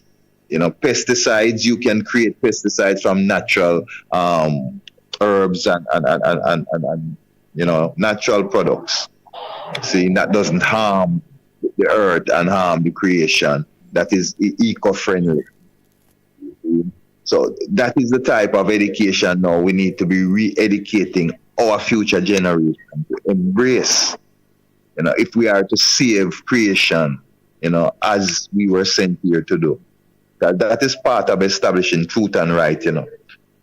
The truth of how you are to live, the right way to live, you know, the truth of how you are supposed to eat, the right way to eat, you know. So it's part of the truth. We are here to embrace all truths, because if we are to be totally liberated, seeing from all bondage, then is the truth set you free. So we need to embrace truths in every facet of our life. Yeah. Most natural, my lord. Yes, I. So we have 15 minutes left on the platform, my lord. So Africa is still on the agenda. Repatriation. Yeah, but the other thing now, just want to interject this about the other thing now. If you can't go fund me, 25G, I could do with mother talk about Africa family. You see, if you can't fund the revolution, no matter if talk about freedom, leave, just embrace rehabilitation. But if we truly want to be liberated, we have to be willing to fund the revolution. See, we have to put our mikla and our muckle together, Virgin. See, whatever we need to fight the revolution, we must fund it ourselves. Because if them giving us ammunition, we know say something wrong. It do have no gunpowder. If them giving us gun, it do have no firing pin. Okay? If them giving us bomb, it going to explode upon us. Because freedom is not free. Freedom given is not free. It's a token. It is a token. So we have to know that. Rastafari. Yes, I. Yeah, man, it's a token, my lord, as they say, and is I and Priest, you bring me to the point again where I am saying, as you say, we have to do it. You bring me to the point now where I was saying that our entertainers that are Bobo Ashanti, maybe in the past, they're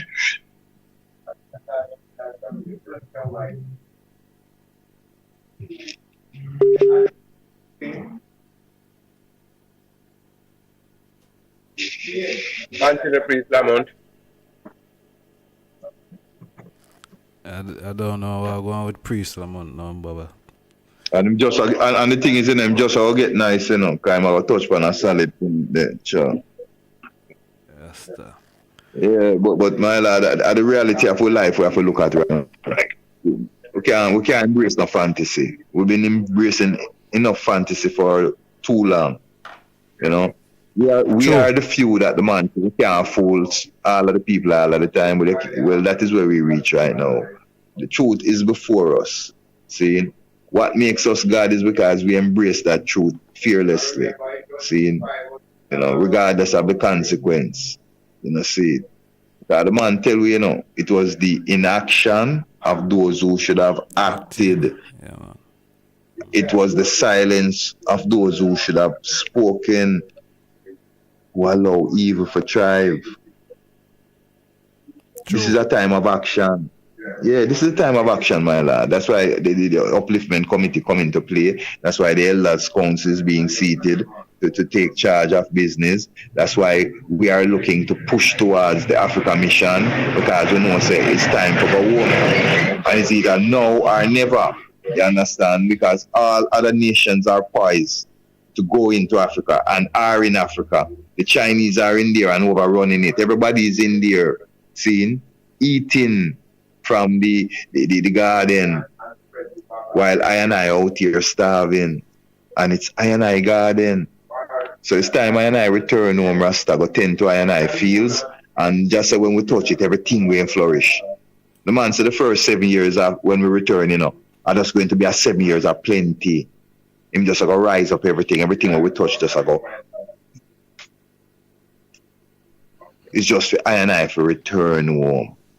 That's the challenge, the greatest challenge for I and I to truly return home. When I talk, what we've been doing up to this point, we are talking to make up our mind as conscious people, the conscious family here who embrace Africa, and go home and redeem Africa from the palms that fell right under right now, from all those colonial pirates who is trying to, those grave robbers who are robbing the dead, who digging up every mummy and looting every,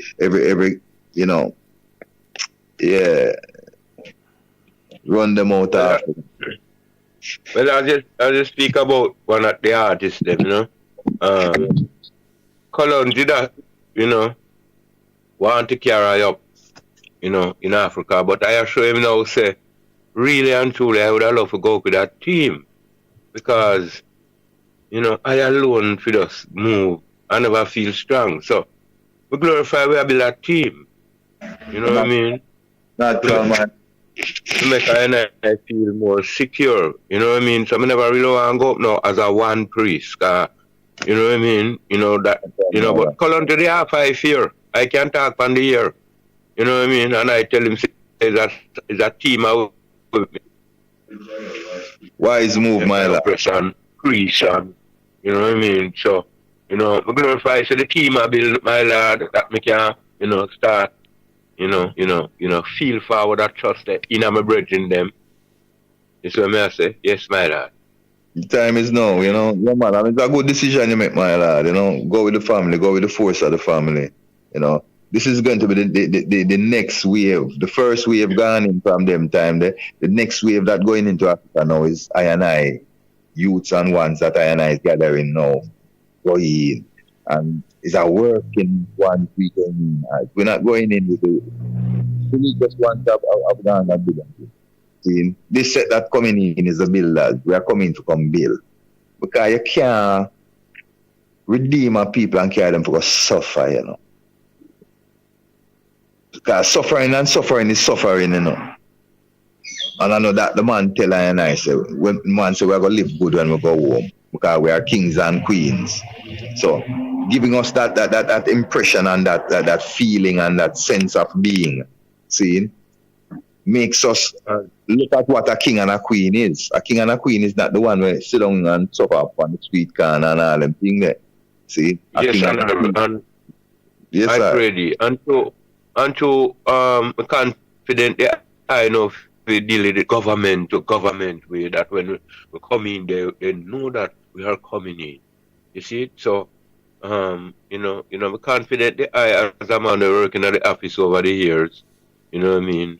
If you can't take it that way, government to government, not just go into we have our money. We contact it, you know what I mean? The government. Yes, my lad, the proper way, of course, the proper way, my lad. You understand? Because, certain things that we didn't do in the West because the West don't belong to us. The politics we never deal with in the West and the certain things we never deal with. That belong to the West.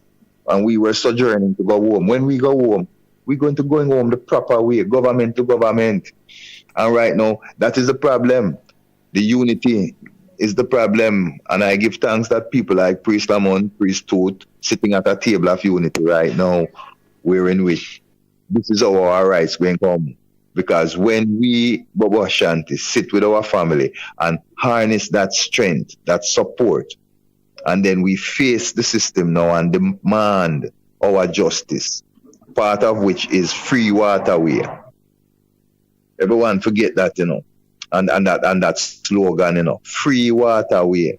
Just tell them have to free the waterway. We are demanding our free passage forward to the continent because we were taken away by force. We didn't come here upon our own.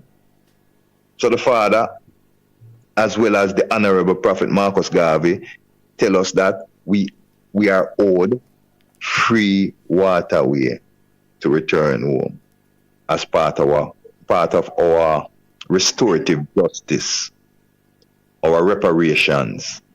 See, that is part of the negotiating our passage home.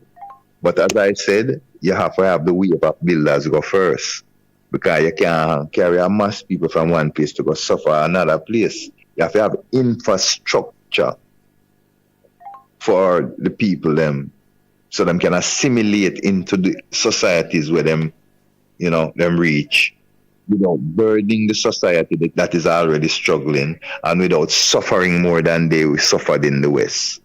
See? So it takes conscious, planning to do this. That's why repatriation is a process, you know. That they lay out a 4-point approach to it. And that was just a start. Is I and I supposed to come build upon that and build it out, because it was a living document, and a living document means that it is made to be developed. It is not a dead document that stopped where it was written. Where it was written was just the start. Other minds were supposed to come add to it now and build it out, you know. But he gave us the basic 4 points on which we could build. See, these are the 4 main approaches that we need to make in trying to get where we want to.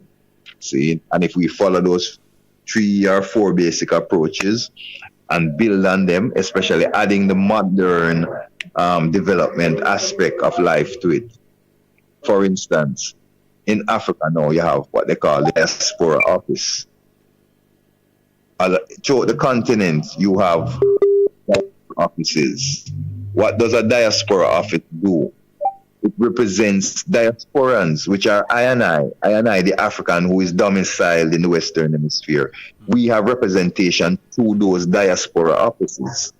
That was not around in the time of the 4-point agenda that Jah gave to I and I. See, so now we have to add that scope to it. And I'm just using one example. There are many more developments that happened since that time that needs to be added to it, that will show us a clearer vision on how to approach it. Yes, my lord. My lord, Rastafari. Yes, sir. Please, Priest Dougie, I made to say something 3 times, and the 3 times the phone went out. I don't know if I must want to say it. Go through, my lord. Go ahead, man. I am saying that I am calling on those rich Bobo Ashanti entertainers to at this time see something that they can put their money to that is vital and uplifting to them themselves as a Bobo Ashanti. The accomplishment of this amidst their accolade as entertainers and their fame, a humanitarian move like this would put them in a higher plane. You know, when they are known to contribute to this kind of humanitarian development, especially within their own foundation. But one may ask why they have not done that magnitude of things already. And I was saying, as I said on another program, that maybe the basket was not set properly enough to collect the amount of benefits and help and service that is out there for us. So now the basket is set. I am hoping that they will come and put their mickle and their muckle into it to make this project be a success and can be of what we call commendation to them, you know, and to us as a people, you know, because this program is a program that we are calling on those of us who have expertise in building, in drafting, and all these things to come, put their money, and come and put their mouth too. Because the foundation, all of them come to the foundation. All of them came to the foundation in the time when they were seeking, because on the upward mobility. Yes, yeah. In the time when they were seeking that mobility, that engine to propel them forward, it was the Bobo Ashanti levity that really was there for them. And now it is time for them to really do something. As I said, many have been contributing in ways, but there is far much more. And we know that they can do far much more. But maybe they did not see a project, although there's the tabernacle still in building. But that's a case by itself. This GoFundMe for the health center is a different method.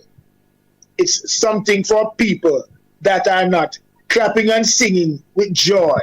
It's people that have done it all their years of time or for many decades. But now they can't manage to do that. But it does not mean that they must suffer and go away in pain and regret and wonderment, you know, of if they had tried the right road.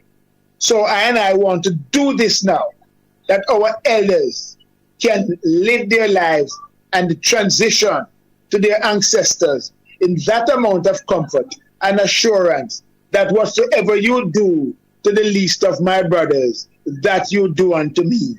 Now enter into the joy of my Father.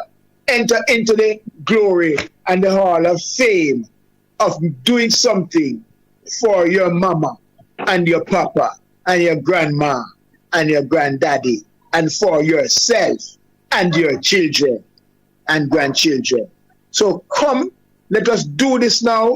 Let us do this now. Come on, entertainers. You have the money out there. Come and use it to help your brothers and your sisters. That we can clap together and sing together and know that those that are shut in are feeling the joy same way. And we are spreading the joy to them and the love to them in the best way we can. The man said, cast your bread upon the waters and you will find it in many days hence. It will come right forward to you, because if you live good, and it says there's a special blessing and a special guidance from the divine when you live unto an old age. So if you are aiming to bask in that blessing of living long, come and set this health center. Come and set this elder care program, because it's your own. Ashe. Well said, my brother. Well said. Yeah, man. Let's see. Yeah, man. We're calling on all of the items. And here we know, we're not begging, you know. This is not a begging thing, you know. This is a duty call. You understand? Yeah, the same way you mount the stage and you say the Holy Emmanuel I, then give credence to it. Give honor to it. Yes. You know? And even the elder must be cared for, the sick nourished.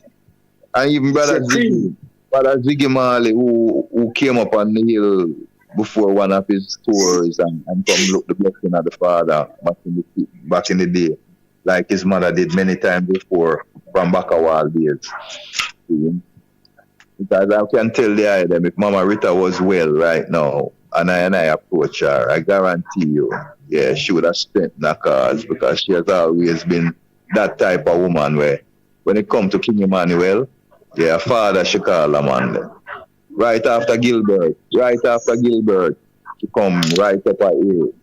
She did a little thing here where kind of caused a vibe, but she learned from it.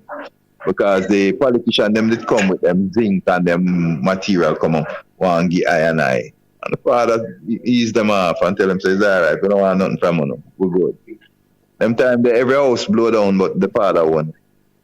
And we say, we're good, we're all right, we build back our own place, out of our own accord, you know. And she was on her way up there when she see the truck, and I asked where them are going, and them tell her what going on, and she said, no man, come back with me. She will incite us to take the material, because them need it, because everything just blow down. But when she come back with them, they do the same thing, run them way. But she send our envelope with some dollars in it, come get the father. And the father send it back to her and say, no, I'm all right, I don't want a reggae money and him good. She sent it back with tears and pleas, you know, saying, is that from them time there, you know, in a trench town and back on long time she honored the father. And the father received it. And the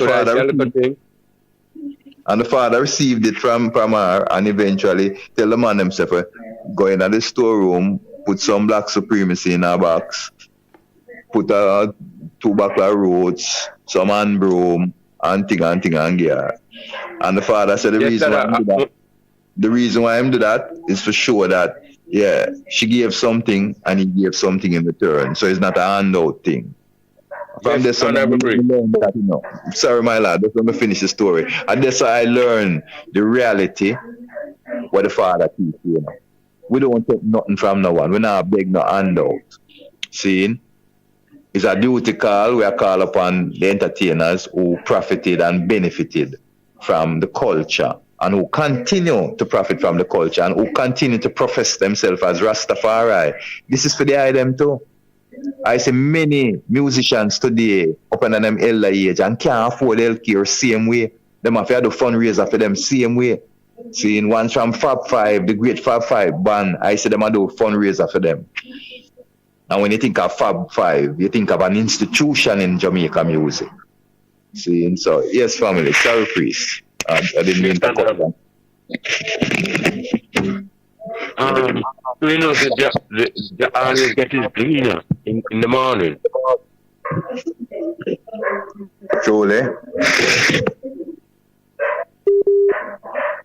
Chole, priest. So,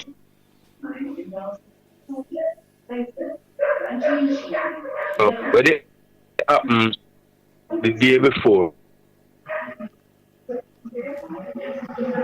For them, the public in the cleaner says, Emmanuel, and they take something. So, Rita Marley come now the next day, you see it? But the other reading of the cleaner the day before. Yes, you see it? You know that he accept something from them.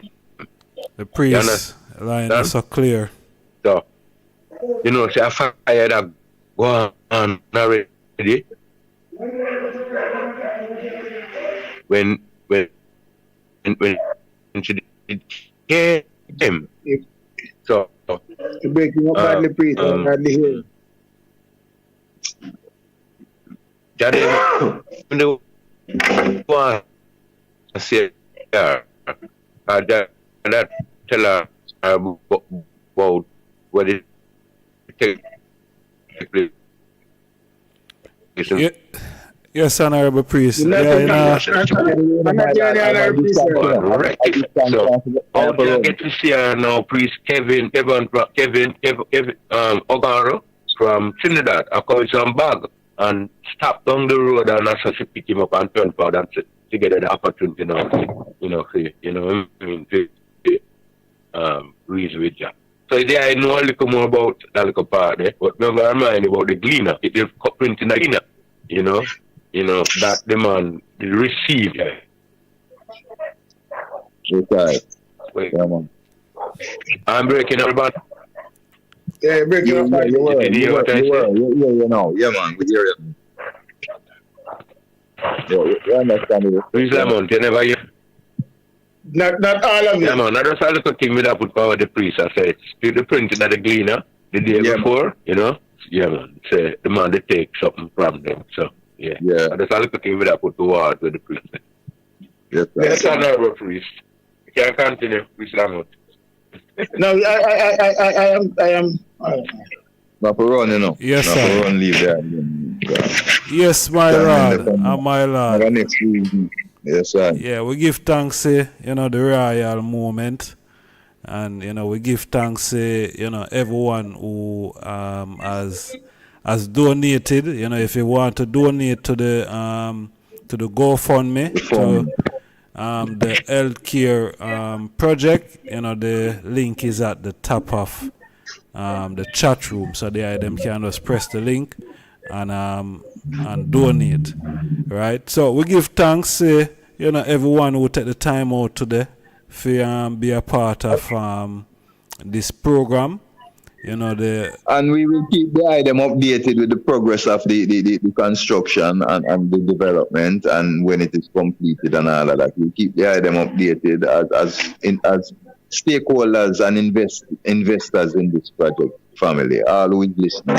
Even those that don't have it to support or don't choose so, we will keep the family updated so they will see how their dollars are spent and how people's donations are spent. Yes, family.